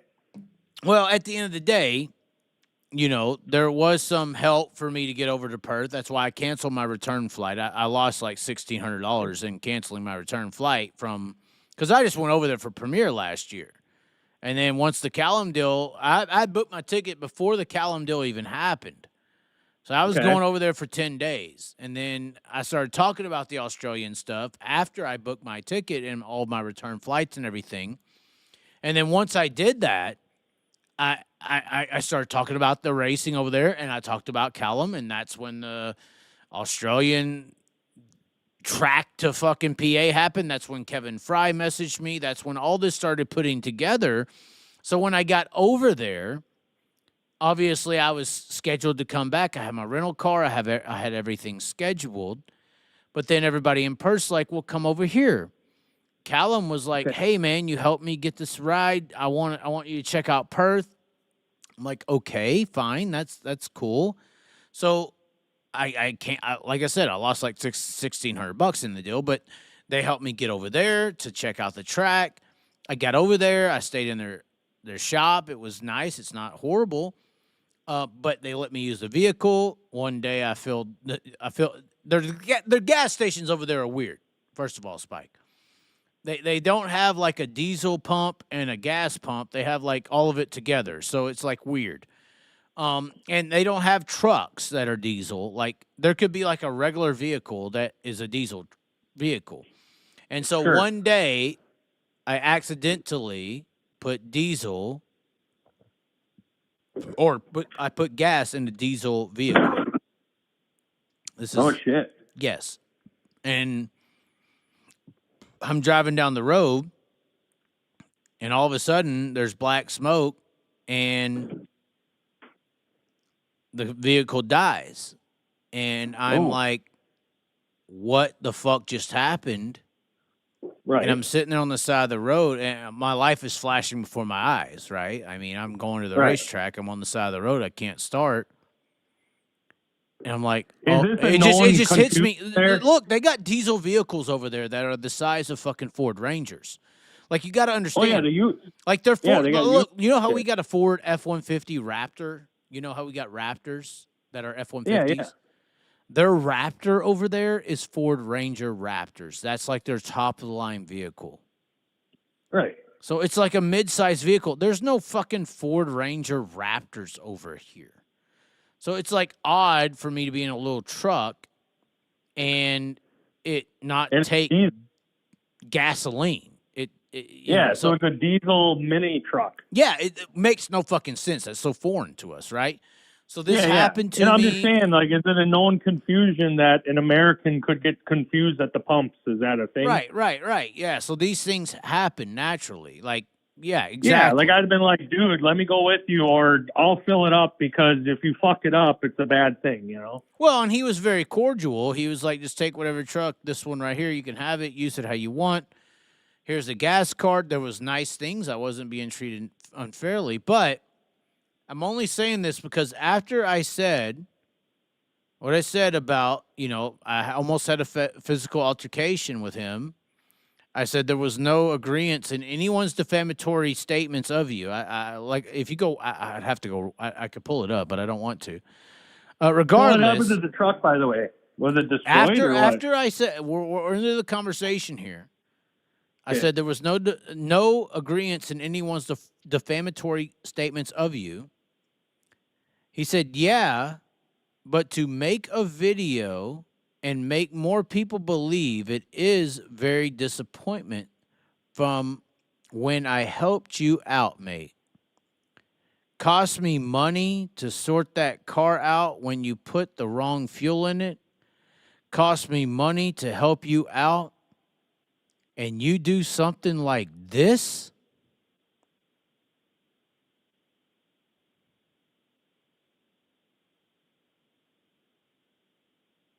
So what is that supposed to mean? Well, I'm an idiot. So hold on. When he helps me out, I'm supposed to cover for. This is back to the fucking Kevin Naus shit in a way. Because this situation happened, he wants to hold it over my head here because I told the truth. Well, I'm an idiot here. Maybe the guys in chat that are car guys. If you put diesel in a gas or a gas in a diesel, what does that cost to fix that, pump it out? Like, it could be several $1,000s potentially. The Frank okay. Frank Scarterfield apparently took care of it because he understood. I think Frank's a good guy. But yeah, I'm an idiot. I don't know how much that costs. So like, let's just say it's $1 million. So $1 million. Well, let's say it's $1,000. Okay, so you gotta say it's 20 grand. We'll say it's 20. The bit pumped. We'll say it's okay. 20 just for fun. So for 20 grand, all of a sudden, when something happens, I'm not supposed to talk about it. This is back to the Kevin Naus thing. Back when I was saying earlier. So if High Limit wants to pay me $120,000 to cover their stuff and they sponsor me, I'm not supposed to say what's happening? All right. Some guy said a few hundred to $5,000. Okay, whatever. So like I said, we'll meet in the middle. $2,000 and what else? Did he pay for your flight home or something or what? No. I did not pay for the flight home. But he did help me get to Perth. He did help. I mean, but sure. once again, but back to the money amount. Whatever. Few grand he spent out of it, probably we'll call it, right? When it's all said and done. Well, all I'm saying is what amount do you think you're going to pay to shut my fucking mouth? Like Dirt Tracker with Kubota. Like Jeremy Elliott with his supporters. It's the same thing. Well, and I think that it's different if your video was Callum's a fraud and he uses traction control and he sucks and he cheats and he said, you know, he was better than he was, but come to find out it's his car. And right. And ever since this, I haven't talked about him. I don't talk about him because there's value in me talking about you, whether they want to believe it or not. I guess they're right or whatever. Then they didn't understand the value of me talking about him. But there's value in me talking about you. But if you want to go this route, then I won't talk about you. Well, and I think the fact of the matter is, I mean, if you were grateful, right? If you said, "Hey, thanks for the vehicle, for the room and board," yeah, I was never disrespectful to that element, right? And in return, you know, I'm lining you up with this ride in PA. You know, right. Well, and I could continue here and go down the route, but let's be honest about the fact. Callum Williamson embarrassed me in front of this fucking country. Did he not, Spike? Yeah. Well, hell yeah. Callum because, Williamson I embarrassed me in front of the Callum, look, I'm not being mean, but if you want to talk about your fucking diesel fuel. Callum Williamson made me look like a fucking fool. Did he? Well, not? And you put Australia on the map right. with your videos. Did I not put my ass on the line for Callum Williamson? Yeah, and I'll be honest with you, like, nobody's ever done a video of here's what it's like to go to Australia for sprint car racing. So, number one, the sprint car scene there owes a bit of gratitude because I'm sure there's guys that have gone over there now because of those videos to watch as a fan. Number two, you know, this is all about opening the door, right? Like if that's what I thought. That's what I thought. How much is the value in that door? Apparently, it's a diesel fuel. I could be a country music singer, and you say, "Hey, I know a guy that's got a venue. I can get you booked there." If I shit the bed and suck, it's not your fault, right? Right. Like if I fucked it up, it's on my talent, not you. Right. Right. So if you line up a guy with a race car, that's it. hey, I got you a guy. He wants to put you in the seat. You know, it is my opinion. But at the end of the day, all the stuff you're quoting and saying and how he's speaking to me, who cost whose value more? Well, because I make kind of a not a living, but I make a people watch me and trust me based on my judgments, right? Of things. Whether it's a race car driver, Kevin Nouse, the situation, or whatever, they listen to me and they think, okay, what this guy is saying is right or wrong. Okay? So Right. who lost more in the Callum Williamson USA deal? Was it me stamping this motherfucker, backing his ass, putting him on the line, and then he coming over here and shitting the fucking bed looking like a fool, and then Cody Hartlove gets in the same fucking car, runs top 5, and is PA Speedweek Rookie of the fucking year? Right. Or did he? Well, that's what the issue was. Or did he? That was Let's what the be issue honest was. about it. Or did he? He gets to go back to whatever he's got, gets to shit talk me because I put the wrong fuel in a vehicle. Who's the wrong Well, one? and like I said, Who got fucked? Well, right, because that's what I'm trying to say is the opportunity, you open the door, that's an opportunity that... And it was great. guys I felt amazing about giving somebody a shot, you know. I mean, guys pay to rent a ride, you know. No, like they spend rent, 20 and 30 and 40. They probably spend 200,000, 300,000 to try to get the same thing I gave him. You know, and I don't know what his deal was, but I assume like he didn't have to pay or anything. Maybe he did. No. Right? I mean, he did have to bring his own sponsor? I don't know what the deal was, right? Well, and they're shitting the fucking Trone ride. But like I said, we argued. There's plenty of video evidence of me and you arguing about Callum. Maybe it was a Trone. Dude, I went like 2 months straight trashing the Trone ride, right?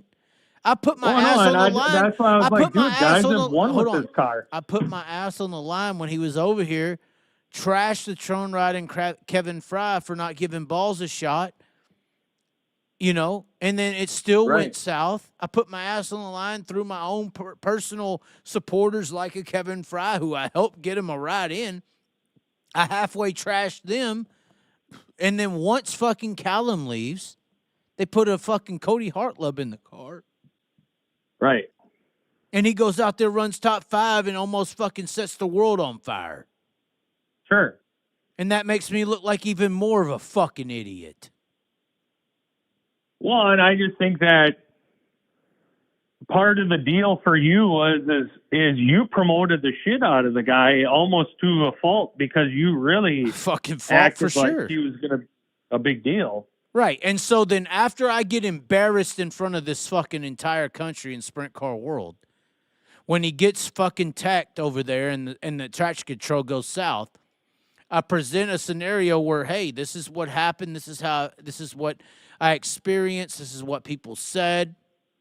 This is how it went. And this is what people feel. I get trashed to that degree. I get fuel put in the wrong vehicle held over my fucking head like I'm a cunt bitch. Fuck you.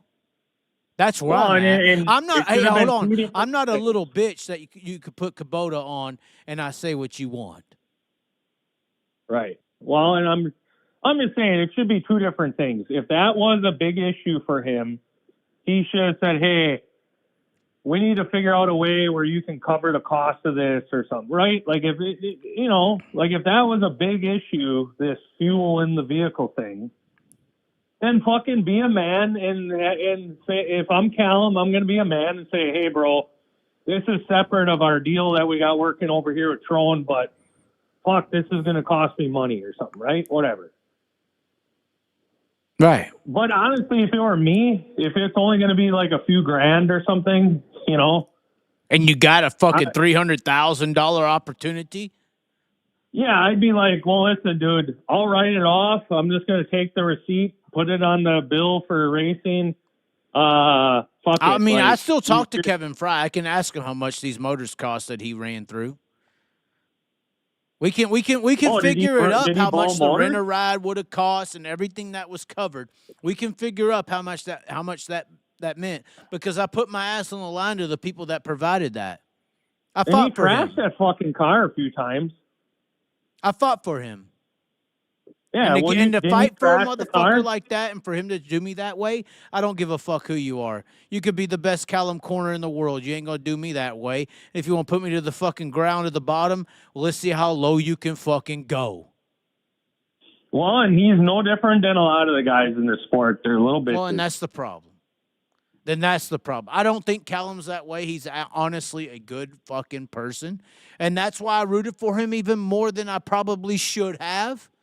Because he has worked from the bottom and got to where he's at.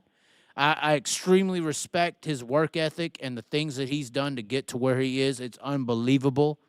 It is cherishable. And that's why I fought for it like it was a cherishable item. But I still have to have self-respect, right? All right. Well, and it'd be different if you hooked him up with a rent-a-ride that he had to blow hundreds of 100%. thousands on. 100%, I agree. And then you promised him, you know, the big game motorsports team, and then he's stuck with a different team. You know what I'm saying? Like, a lot of people still like to trash this 39 ride. Once again, I fought the 39 ride. Hold on, Spike. I fought the 30. Did I not fight the 39 ride against you and fucking Broke Joe?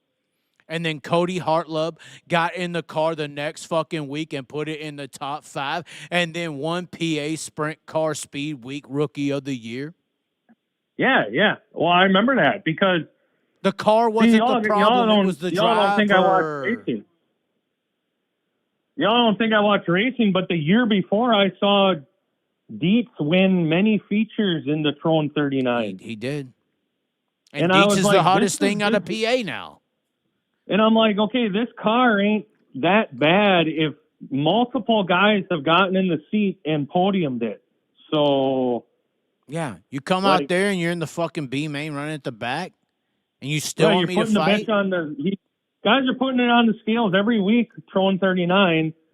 And my favorite, I'll be honest with you, was that Lincoln Speedway.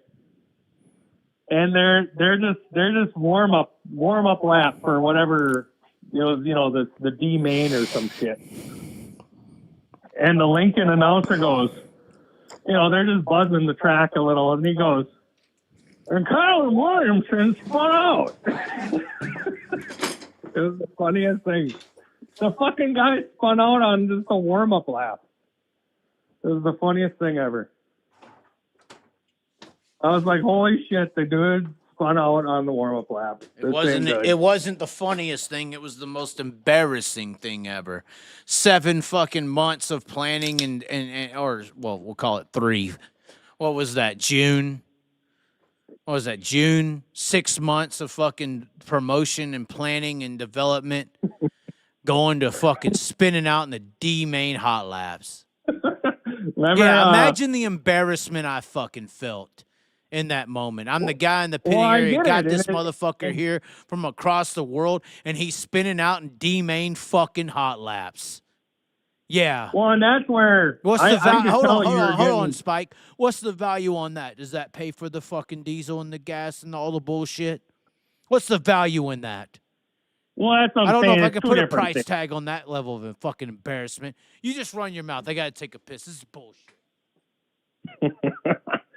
Yeah, I like it. Get fired up. Fuck him. Callum, you little bitch. Come to America, you'll spin out again. It's a fact. But unless he puts the bitch on a boat and hauls the same shit over here, he can run high limits because they don't check nothing. So, but he's a one-track wonder. But I remember that whole thing because I'm like, shit, this kid sucks. Like, what the fuck? Like, what's going wrong here, And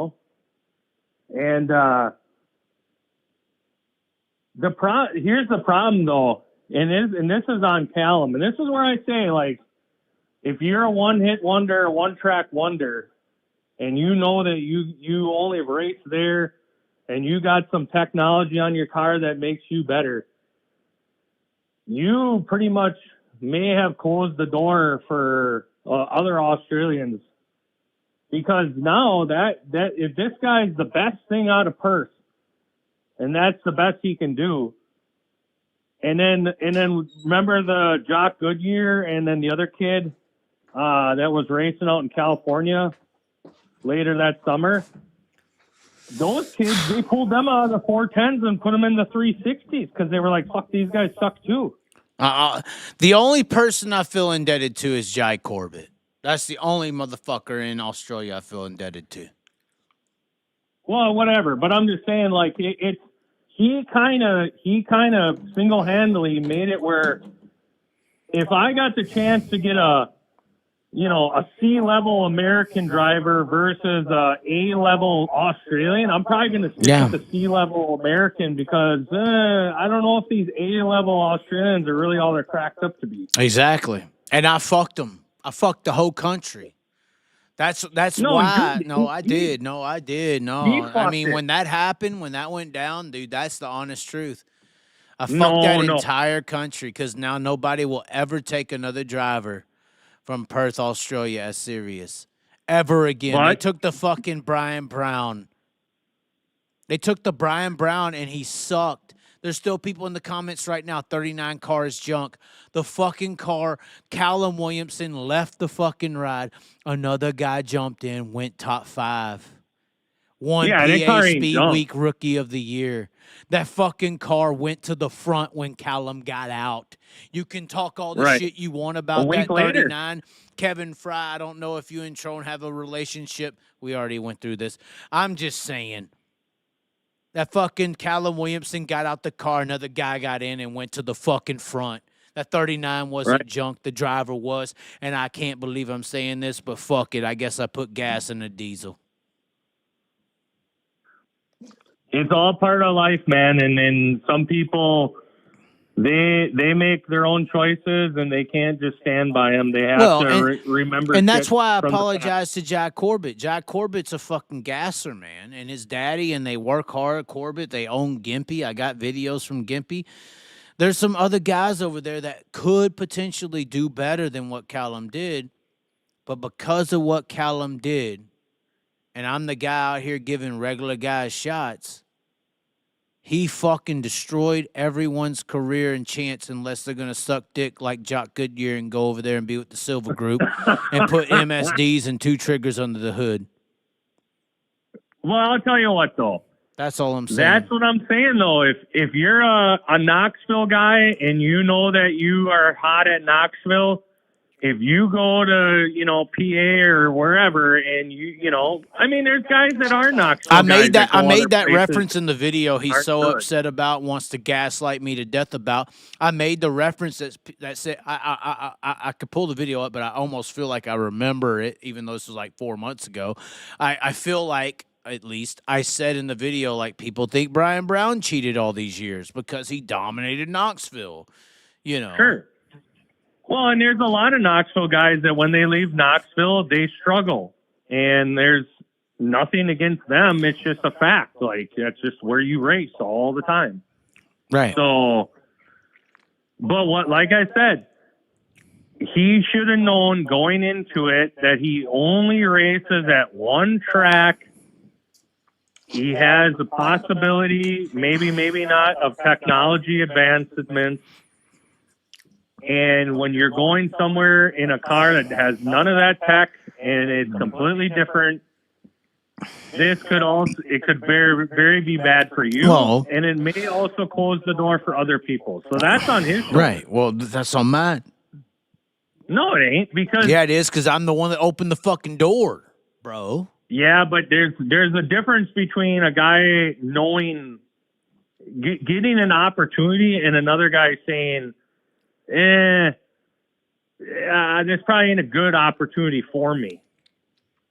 You know what I'm saying?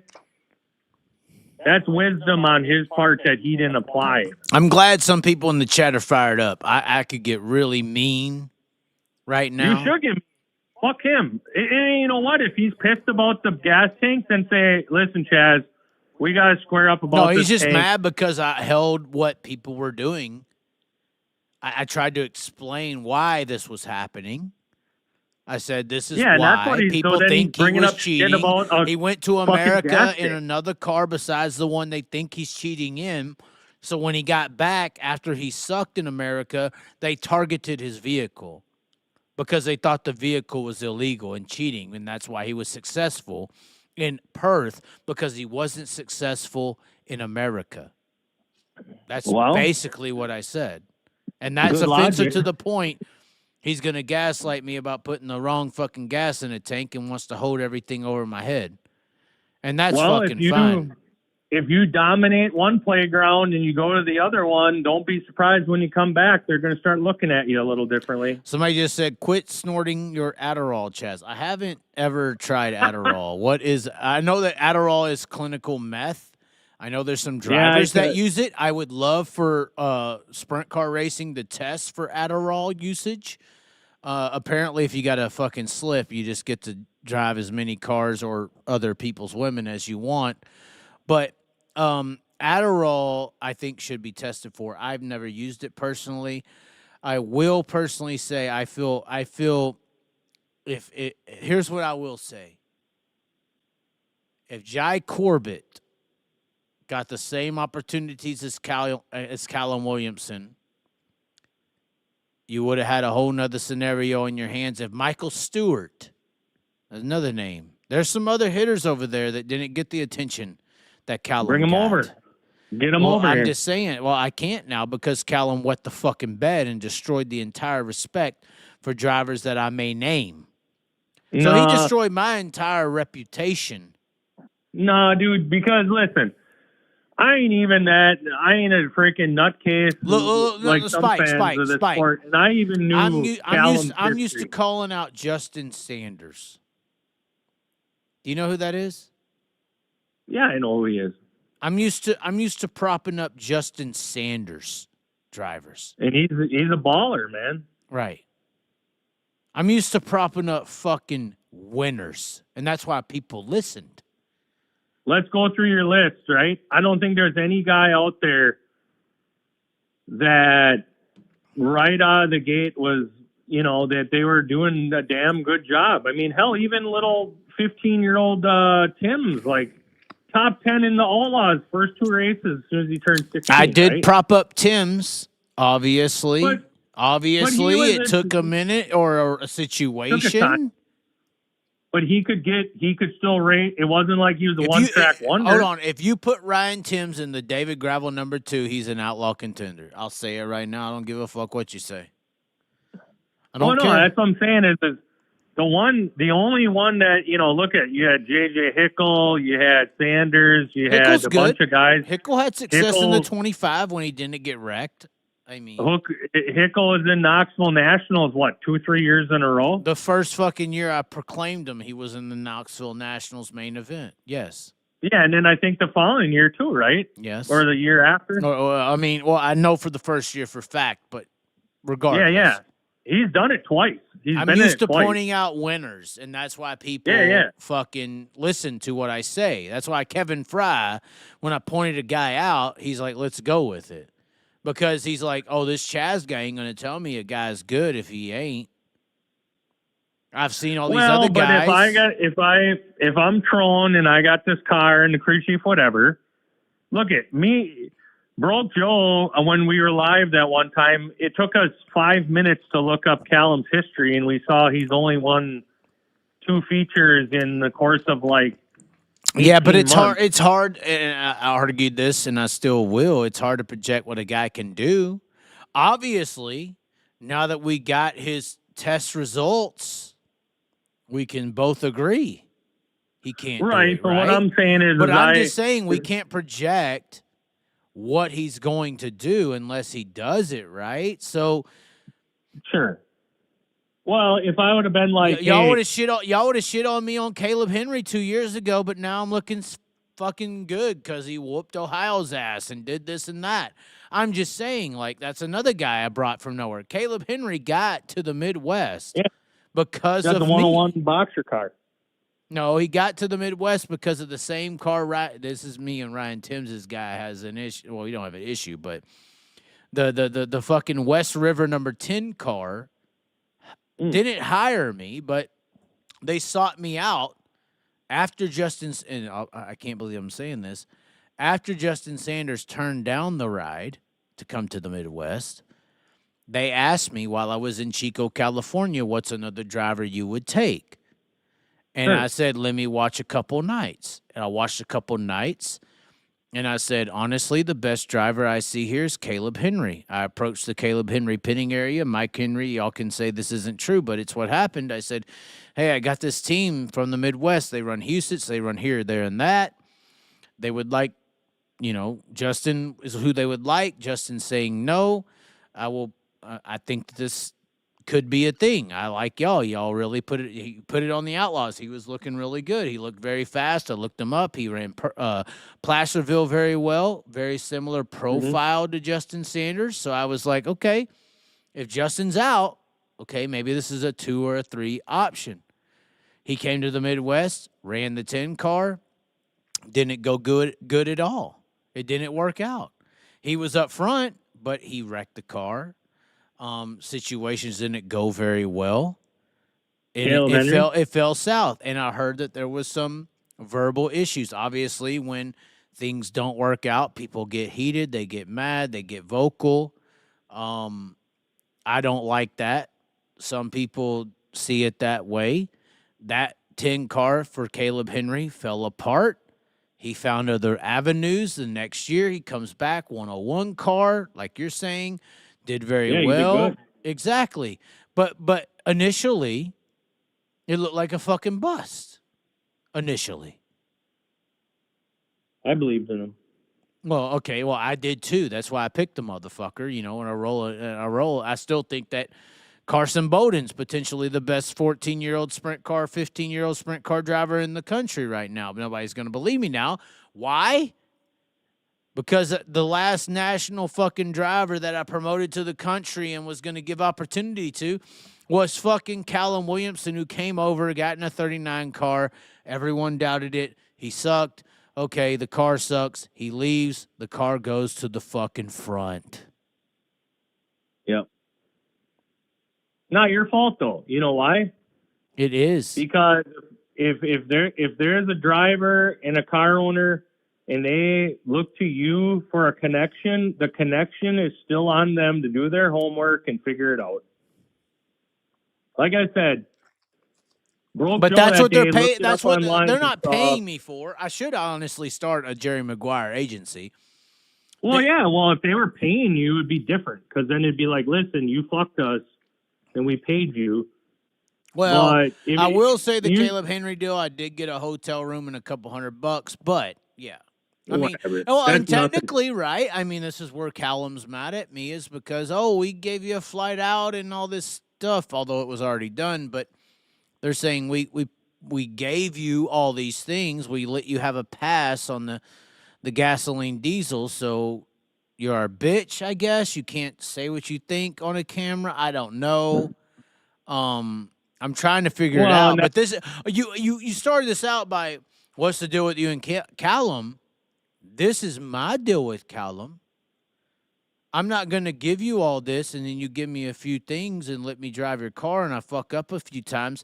And then when you come over, wet the bed, destroy my American or my driver projection reputation, and then I say why people might think you're cheating and still halfway defend you. I don't trash you 100%. When you do all this, and then you come at me like that, well, yeah, fuck you. I'm sorry. Fuck Callum Williamson for how he dealt with me. I didn't know I did anything wrong. I thought I gave you a $300,000 opportunity. I thought I put my ass on the fucking line. I thought I boosted you up and defended you to the utmost ability in the Hollywood of the sprint car racing industry in Pennsylvania. And then did he get in with Stevie Smith then? What?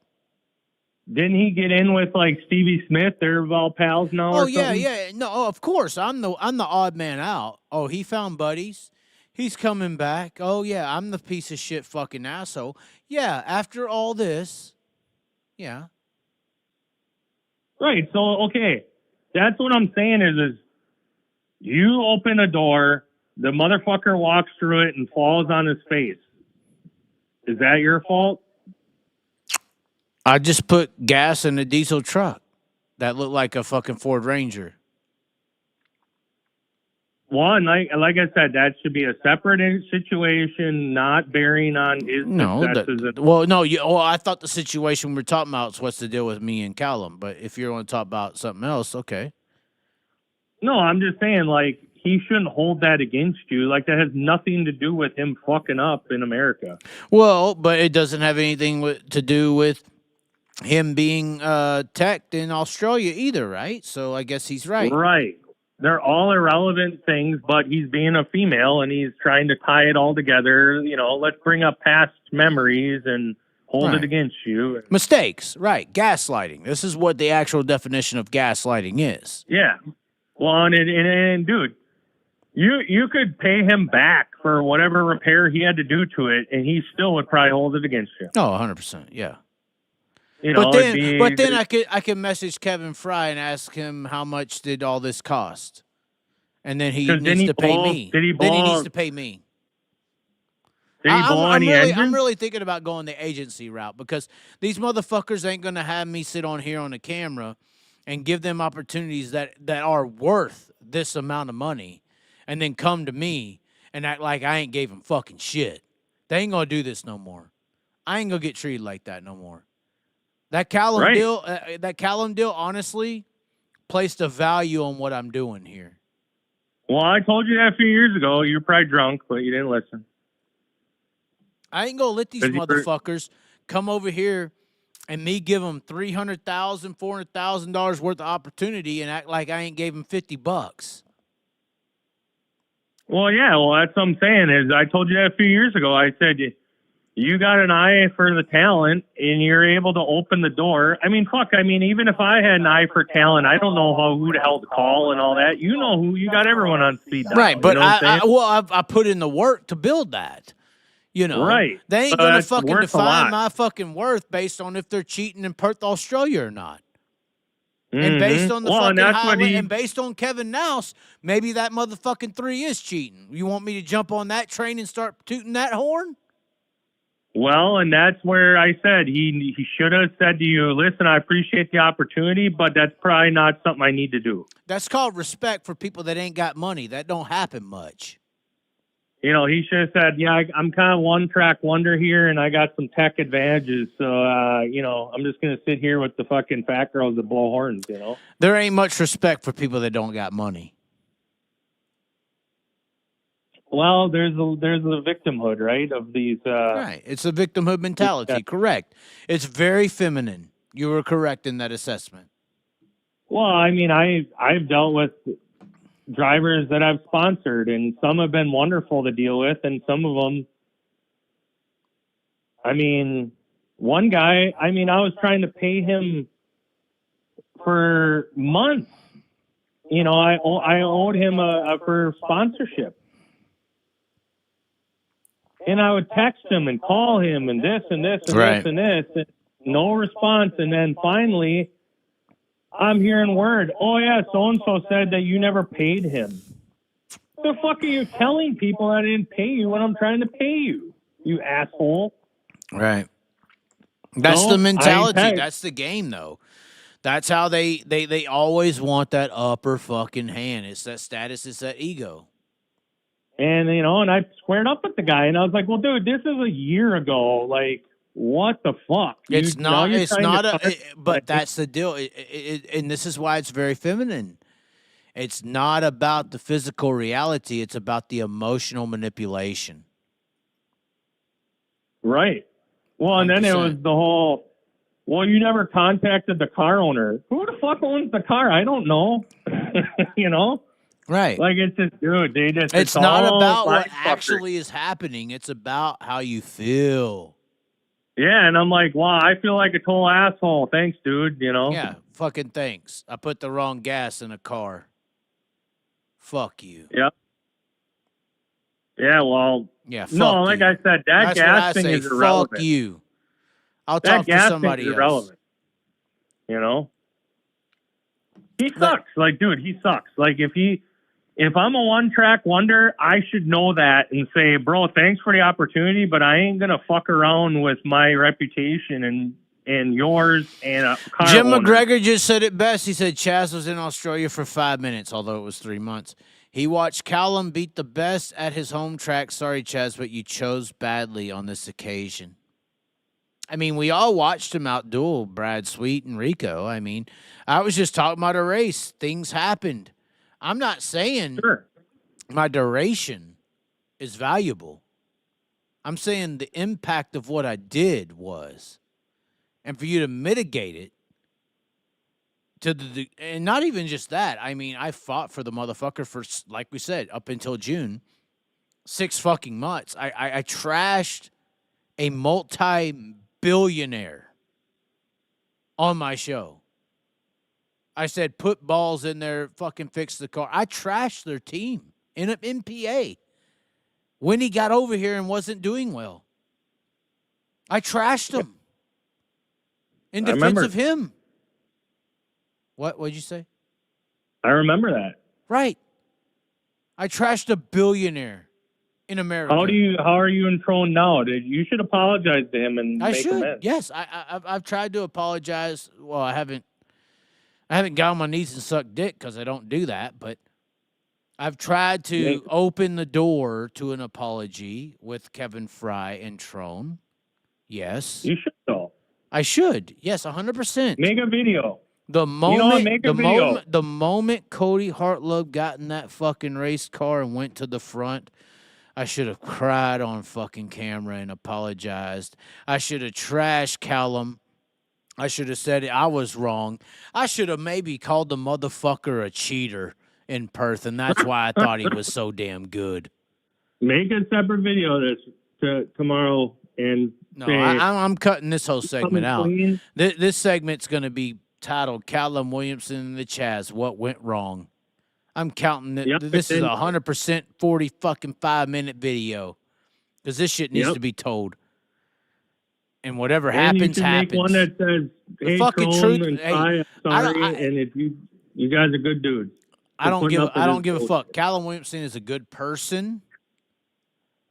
100% good person. But as far as how this went, it wasn't good.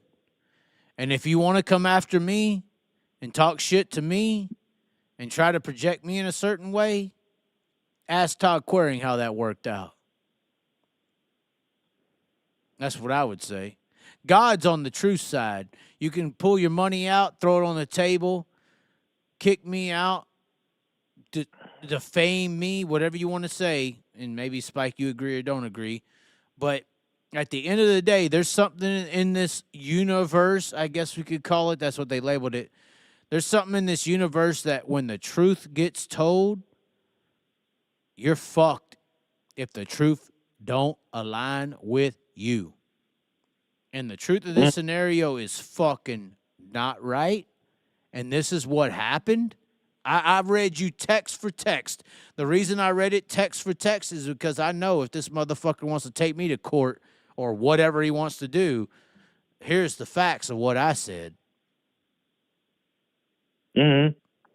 Well, and if you remember what he said, what I got out of it was he said, well, I know you didn't say that, but it's kind of how you presented it or something he said. It don't matter, though. It don't matter how I said it. This is what you actually said. That's in him, on him to feel his own way about it. Even though you're not saying it, he's reading it in his own mind, trying to feel convicted and feel like he's the problem. That's his own problem. Well, he can own mine, go fuck himself as far as I'm concerned when you talk to me like that. Yeah, well, because he never said anything where, Chaz, you fucking said this, you asshole, how dare you? No. Right. Yeah, he said all I did was give you a $300,000 opportunity, maybe. It may be worth more than that, technically, if you add up all the expense and the money and the location.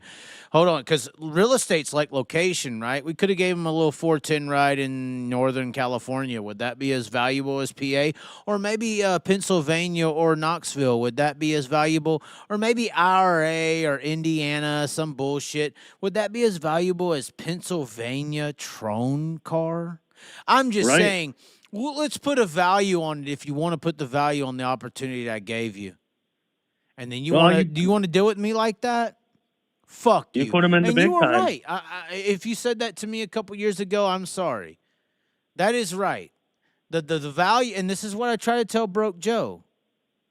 And y'all can sit there and talk all this shit about, Chaz, you don't have nothing. You're a bum. You're a loser. You don't have any money. That's where Callum's coming from when he's talking to me in these ways.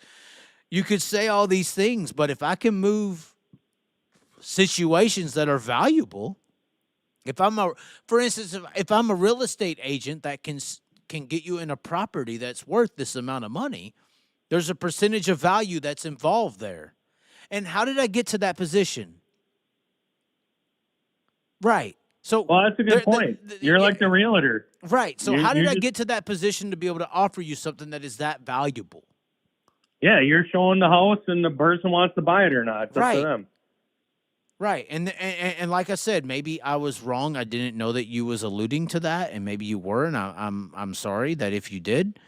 But I'm not going to let these motherfuckers with their little race cars tell me that I ain't worth shit and hold a couple thousand, whatever it is, 500 to 200K or whatever, 5K or whatever. I'm not going to let these motherfuckers talk to me like I ain't shit. Fuck you. And I sure as hell ain't going to give you a $300,000. We're just guesstimating. It's probably more than that, honestly. Honestly, Spike, if we think about what he actually received, it's probably worth way more than that. But how many times did he race over here? Like 20? I mean, 30? For free. I mean, got housing, all this stuff. So if you're going to, whatever value you want to place on that, but then you want to place the value on this motherfucker that gave you that, and then you want to add the value. What's the value? And once that son of a bitch, this dumbass fucker talking shit online, once he gave you that, what is the value on me once you come over here and wet the fucking bed?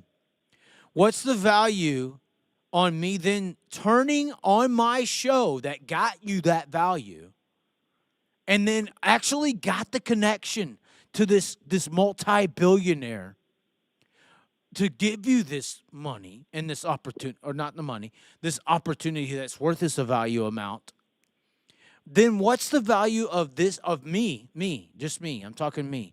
Then what's the value of me turning to the real estate and saying, your real estate ain't worth fucking shit. This buyer fucking expected, and honestly, there ain't no buyer in this situation. What's the value in me turning to this fucking sprint car billionaire owner and saying, you ain't fucking shit, and this motherfucker's losing because of you and your fucking lifetime crew chief who's had nitro pizza at Corigliano's, I'm just saying, who's been up front at Knoxville. What's the value in that then? Where's the value in? It's definitely worth more than the fucking gas in a diesel, right? Oh, well, yeah, of course. We've already figured that out. I'm just saying, if these motherfuckers want to start throwing numbers out, let's put some numbers on the table. Well, and he didn't even really run the thing conservatively, because didn't he fucking wreck the thing like 3 times? He's spinning out in the D main. Yeah, I know, but didn't he fucking trash it at least once? Yeah, Port Royal. Yeah, so it's like, Jesus Christ, dude, the same your thing and you're breaking it. You were right, Spike. I'm sorry. I should have never doubted you. Well, you didn't doubt me. You just you tried to hype up a guy, and to me, it seems like he was just a dope. Like, he just was like, he didn't have any, ability to just fucking figure it out. Well, when you're used to winning, and everyone around you is used to your success, there's nothing wrong with you. Right. Because I'm like, okay, if you and they indoctrinated me into that, Spike. Honestly, I should start filing fucking some kind of like emotional distress because they indoctrinated me into believing that. And that's why I turned to a multi-billionaire and told him this indoctrination is true, correct? That's basically what I did, right? Yeah, you told him it was his car and seats Right. that were They bad. indoctrinated me to the point, as they're calling me a sponge. You just gotta sometimes get a little bit obsessive with guys, No, I honestly felt like I was all the people I looked eye to eye with while I was over there. And there was a lot more, like I said, Jai Corbett's, all these other people who are very good, who could potentially do some damage in America. I just felt like the example of what Callum was doing was defining them. Mm-hmm. And if Callum wasn't successful, then I had no way to help them. Because honestly, will a car owner in America ever trust me again on the projection of an Australian race car driver? Well, honestly, I don't think that they're that high talent, anyways. I'm just saying. Like, if I get on here and say, "Oh my God, this Australian guy is so fucking good, you got to give him a shot," and this car owner's like, "Damn, Chaz, he's fucking right, man. Oh my God," and then he asks somebody else, he's like, "Damn, this Chaz guy's right. Is this guy good?" Well, Chaz, he pushed that Callum guy. Did you see what he did in PA? No, because I mean, did you see what he did in PA though? I mean, nobody thinks like that. Everyone does. Callum's like a. No, but that's my track record. This is where Broke Joe would disagree with you. Because this is where Broke Joe would disagree with you. He would be like, Chaz, your track record, your stats. No, it's Australia as a whole, because like then you had Goodyear and but then how could you trust me with your race car operation? That's what Crowe did. You're missing the point. You're missing the point. No, it's Australia as a you're whole. missing you're missing how involved that situation was. How much financial literacy was involved in that. They trusted an entire sprint car billionaire operation to Callum because of me. They learned a lesson. You learned a lesson. Car owners learned a lesson. Yeah, the car owner's lesson was don't listen to that fucking guy talking on the Chaz. No, the car owner's lesson is do your own fucking homework. The guy is hooking you up with a guy. Look into him and see if he's a one-hit wonder or not. Right, but if I'm not a good suggester, I was going to say suggestion, but suggester is the best word, right? I mean, doesn't matter. Okay. They still don't trust your opinion because you have a track record. The only thing I could see is they were like, well, you got a little gushy about this last guy, and he sucked, but okay. I felt like an entire country was on my shoulders. The fucking Australian scene ain't that good, in my opinion. Like, there is some good drivers over there. There is. They sent over Veal and Goodyear, and they had to fucking throw them in 360s because they couldn't even run 410s here. So let's be real. Okay. I mean, they're good in Australia, but they get proven that they're like B-main level here. That doesn't mean that they would never get to a better level, but it's going to take them time. Nothing wrong with that. But it's no different than any regional. I mean, really, Australia is just a regional series. It's not a national series. So yeah, but me and Broke out of Joe went back Power Eye- on that. It's like, you know, he was talking about Australia being like a college, and it's like when you get to the pros, you didn't do that well. But it's like college quarterbacks aren't throwing against NFL defenders on a weekly basis. If you have a college quarterback back up and start beating college defenders, you're like, oh fuck, he's pro ready. He can beat these pro guys. You know, and that's the problem with Australia in a way, is like, for instance, like Callum. He was beating pro guys. So you would think it was like he two- could beat two pro races, guys. So it doesn't matter though. I watched Perth all weekend. There's no passing. Like, where you start, you're gonna stay in about this top 3. If you're starting on the pole, you'll probably drop back 5 spots at best. So Well, and honestly, when the whole Callum deal went down, I couldn't back out, obviously, but we were at William. First time I drove all the way to Williams Grove, spent all my money to get there, and I get into the pits, and Balls is there, which Balls is a better projection than Callum as far as American success because he's a crew guy. I walk up to the car, and Callum's like, I've never used the brakes before. And I'm like, what? Like, honestly, that's the first time I ever heard that. And if you've never used the brakes before, how do you control your race car if you don't use the brakes at all? Like, that doesn't work on the elite level. Maybe at Perth, you can get away with not using the brakes. But as far as like actual racing on the elite levels, the Knoxvilles, the Eldoras, the Williams Groves, the Port Royals, the Houston, anywhere in America, if you don't use the brakes, you're fucking done. If you ain't mastered that craft, you ain't got a chance in America. Or just in premier sprint car racing. You don't have a chance. Period. Did Spike hang up again? He did. This fucking asshole. You don't have a chance, Spike, if you don't know how to use the brakes. right.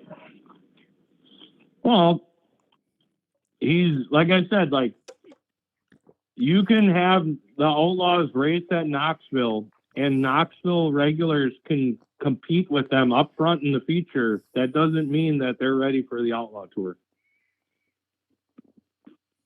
Right? But brakes is the natural traction control. Oh, no, I get that. But what I'm just saying is the fact that you saw him run up front with those guys Right. doesn't mean shit. So then that's what I mean by the whole country of Australia was on my shoulders with Callum's success. That's on him.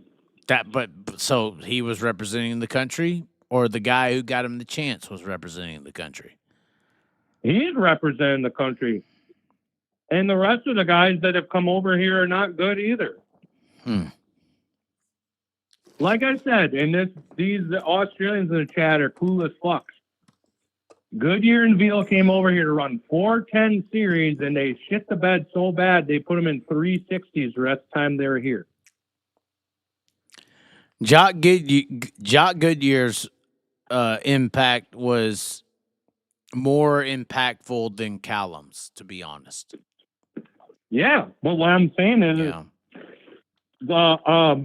a C-level American is about as par as an A-level Australian right now. You're saying basically that a top level IMCA Race Saver sprint car driver has just as much potential?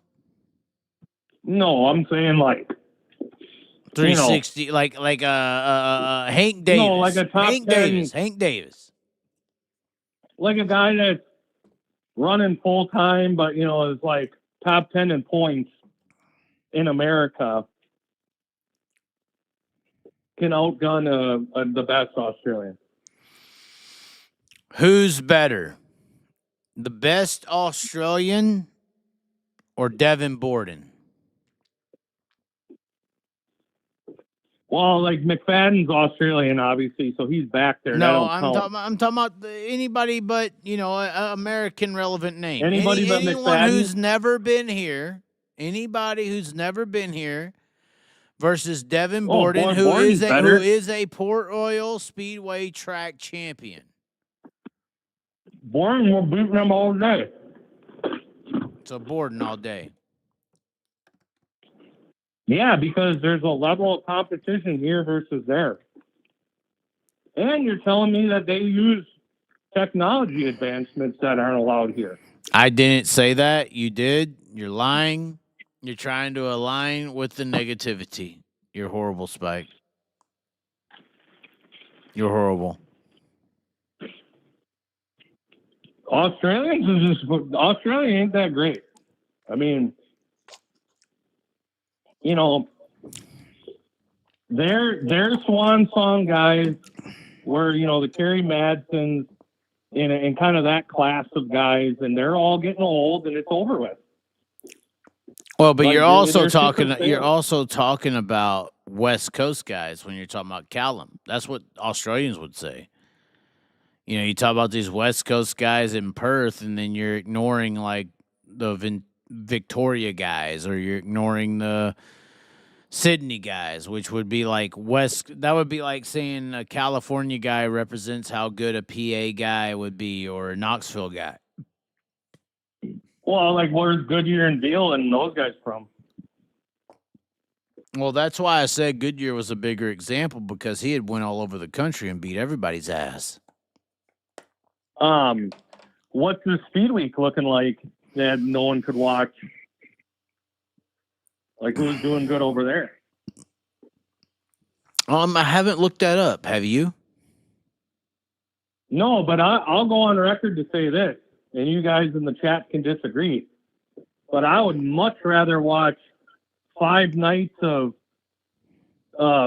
Chase Randalls and Riley Goodnose and guys like that going against Australians than that shit from Perth for the last 3 nights. That's a fact. That Perth stuff was a boring ass. Dude, that's 5.5, 6 hours a night of boring. Yeah. I mean, that ain't nothing special. It's right up on the rim. I was telling you before, I have an idea why they went over there. Why did they go over there? Tell us. Because they know that there's the sugar daddy situation there where guys are willing to blow money to get the American guys to come over. And the Americans are getting paid either way. And it's kind of obvious a lot of them don't give a fuck, I mean, some of them, it's even they go too far and, get hurt even. So, but with that being said, if they got money to bring you over here, then there's the theory of, hey, some of these guys, these car owners, these investors might have money to send their boy over to America. The high limit field is going to keep getting smaller year by year because their schedule sucks, their payouts are shit, their toll money sucks, the charter's fake, whatever. Right. But if you dangle the carrot and say, hey, we're international and we've got Australian drivers that can come over here full time, send their car over on a boat, whatever. Now they can pad their full-time field a little more. And even if the Australian guys aren't that great, they got money behind them because of all the sugar daddies over there. We took the chat off the screen until somebody super chats, but I agree. I hear what you're saying. They've seen it as a money grab, and maybe, just maybe, they can get some Australian company. I don't know how many Australian companies are involved in America too, but ideally, I don't know if Kumbota's over there, but ideally, if they could get some international sponsorship and then get these Australian sugar daddies to fund it. Yeah, buy a ride, get a full-time charter, something like that. Well, and shit, I wouldn't doubt. I mean, how long's the season over in Australia? Really, was it 3 months, legitimately? Yeah, about. Well, shit. And does it overlap America, or is it pretty much done by the time America starts? Like March or so? It overlaps it till about May. Honestly, when America should start racing, you know what I mean by that? Right. So that's the beauty of it is, if High Limits can get enough, carrots dangling in Australia, now they can be the new national series of Australia, run from December till April or something. Right. And then come back and kick off in America from April, May till, freaking November or whatever. Somebody said in the chat, put us back up, yes, sis. You're saying, Spike, I shouldn't allow them to have free chats on the screen. David Gravel don't put a chat on the screen without $50 or something. I mean, what is it? Well, yeah, you got to pay to play. Yeah, fuck them. Spike's time now. I pay money to talk. Yeah, I send Spike $50 every day. I'm your counselor. Yeah, I put you Bitcoin. Right. No, there's an incentive. There's a reason why. Like, for example, I heard that basically they were just flown. That they went over there and that the promoter had to promote the event. They just would show up and organize it for them. Well, I'm not sure. Yeah. I'm not sure if High Limit International isn't a American or an Australian series. Because the taxes in that would have to be, that'd be a whole tax fiasco, I would assume. The Kumbota wasn't mentioned at all, I don't think, on the show, right? That's what I mean. I feel like that was so we understand High Limit Racing is a company, right? That's what they started out as. High Limit Racing, they didn't say High Limit Racing International. They said High Limit International. So that could be technically a whole other series that has its own logo, that is its own entity in the country of Australia, that is operating under itself so that you avoid all the tax implications on if you were trying to branch a series to another country. That has to be very complicated. Well, and that's what I'm saying. The logo had no Kumbota on it. It was High Limits International. So, right. That's where I feel like, unless Kumbota isn't sponsoring them this year or just in America, I don't know. But you would think that if it's the same entity, they would have the same sponsorship deal, You know what I'm saying? Somebody's in the chat complaining about Jai Corbett. Okay, in the chat, we obviously have an Australian audience right now.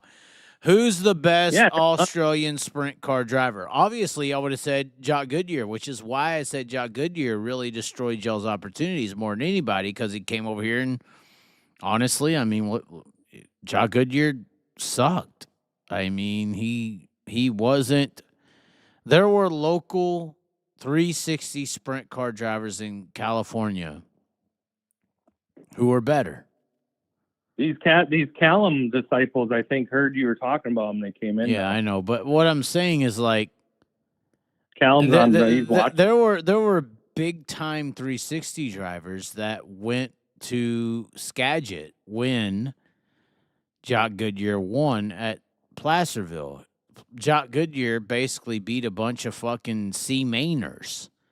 Yeah, that's what I mean. Like he was supposed to run 410s that whole time he was here, and they put him down to 360s because he could not compete. But he got the leftover.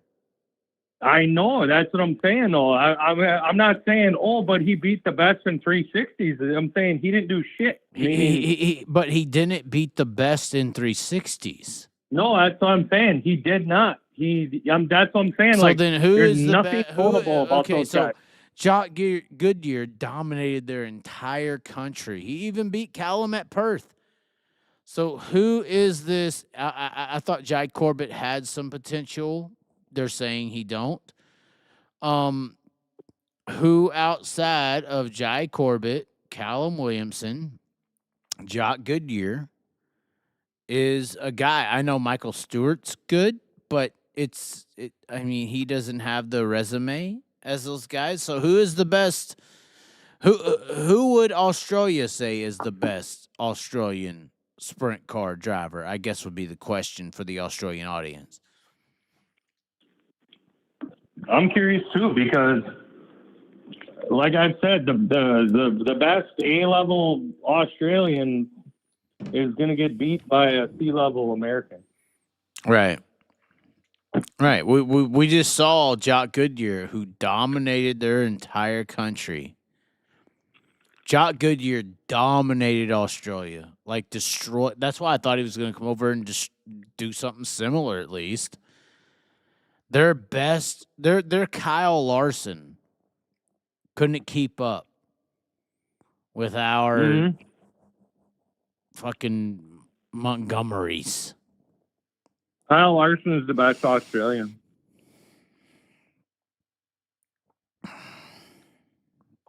Are we just calling it a night? We should call it a night. Tomorrow's going to be crazy on the channel. We might be at Slideways. Do you know Slideways go-karting? Yep. We might be there. We might be at Corgliano's. We're partially developing a partnership with Corgliano's. You should actually come, Spike. That would be a hell of a show. Corgliano's, Chili Bow. It could be really good. When's that? Chili Bow. Chili Bow Saturday. No, it isn't. What do you mean? It's a shootout. No. We're gonna do a deal at Corgliano's for Chili Bow if you want to come. Yeah, that's like the 3 weeks. The 12th or 13th. 18th. Right? 18th is the Saturday. The Saturday of the Chili Bow is the 18th. Oh wow. Yes, I know. It seems like a long way. Apparently we're gonna freeze our ass off. What's the forecast up there? It might miss us. It's going to be cold, but all the snow might miss us, but you guys might get like a foot or more. Okay. Or ice. But I don't think this week. Yeah, so the 18th, we're going to do, we'll probably have some content from the Battle at the Barn. It's an indoor go-kart deal. We will be here live tomorrow. The indoor go-kart thing is going to be next week. And then the following Saturday, which is the 18th, the first is Wednesday. Next Wednesday is the 8th. The following Wednesday is the 15th, 16th, 17th to the 18th on the Saturday. We're going to be doing some crazy shit, or trying to, for Chili Bow. So we'll see what we can do. No, that place. Are you saying that pizza parlor airs the Chili Bowl, or you're just going to have it? No, I've been in conjunction with the pizza parlor across the street. We are going to have a Chili Bowl party. Does he want to go out of business or something, or what? We were thinking about doing a chili cook-off. And judging it live on the show. But he thinks because people may want to poison me, that's not the best option. So we're thinking about he may do a chili and sell it. That's the better. Does he know that Chili Bowl goes for like 15 hours? Yeah, he's been to the Chili Bowl. He knows what happens. Oh, okay. Okay. All right, you're done, Spike? Yeah, man. Nice talk. Thanks for sharing the Callum story, because I think a lot of us... I'm gonna cut it out. I took a picture on my phone to make sure I know the timestamp. It's gonna be a show on its own. I think a lot of people are thankful to hear that you weren't delusional, that you just were invested in him and his success. And I put the wrong fuel in a vehicle. I'm sorry. Yeah. I should kill myself. And sometimes the driver don't know how to use the brake, right? That is 100% factual. Outstanding. Are these available on Spotify? YouTube exclusive. We need that chat revenue. We need the ad revenue. You can go to the Chaz and listen to some music with Spike. He doesn't like our music. It's too ghetto for him. How much did you make tonight? Thanks to me. Thanks to you, you fucking white person. Hey, every time I'm on, you get $100. Let's see. Fan funding. 5, 55, 56, 50. Oh wait, that's not 50. That's 61. And you had some on the other one. I'm sure. What? You said you had some on Venmo or whatever too. Yeah, we did actually. 100 and hold on. I think it was 75 or 25 and 50. So around the 120 mark, 120, 130. Dude, telling you, yeah, me on, and you're starting the old Dodge that don't want to start. I get it. Well, the party's over, I guess.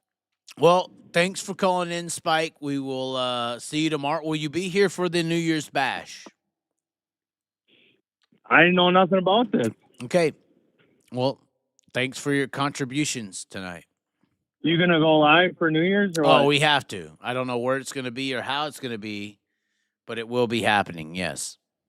Well, what you need to do is cut up that Callum video and post it ASAP. Oh, that's 100% happening. 100% happening. Don't worry about that. Because people are going to go nuts for that. We'll see. Then you'll have some New Year's, new Callum stuff to talk about. Okay. Well, thanks for calling, Spike. All right, buddy. Good night. Bye. Well, that was Spike, ladies and gentlemen. I do want to thank our super chatters and our regular chatters. Our regular chatters, they keep the Spike going at 6 p.m. Aussie time. Unfortunately, it is not 6 p.m. in American time. It is 1:20 or 1:16 a.m. I do want to thank everyone for tuning in. I do think it was very important to put the Callum situation out there. That's the truth, because I feel like, whoa, this Chaz guy was helping Callum. Why all of a sudden does Chaz not show up and Callum's probably shit-talking him in the pitting area? Well, there is exactly what happened. 100% factual, no lies, no takes. Anyways, ladies and gentlemen, thanks for tuning in. Hopefully you'll be here for the New Year's Bash tomorrow, and we will catch you next time. Be sure to click the join button, put your name at the bottom of the screen. If not, subscribe. It's free. We will catch you next time.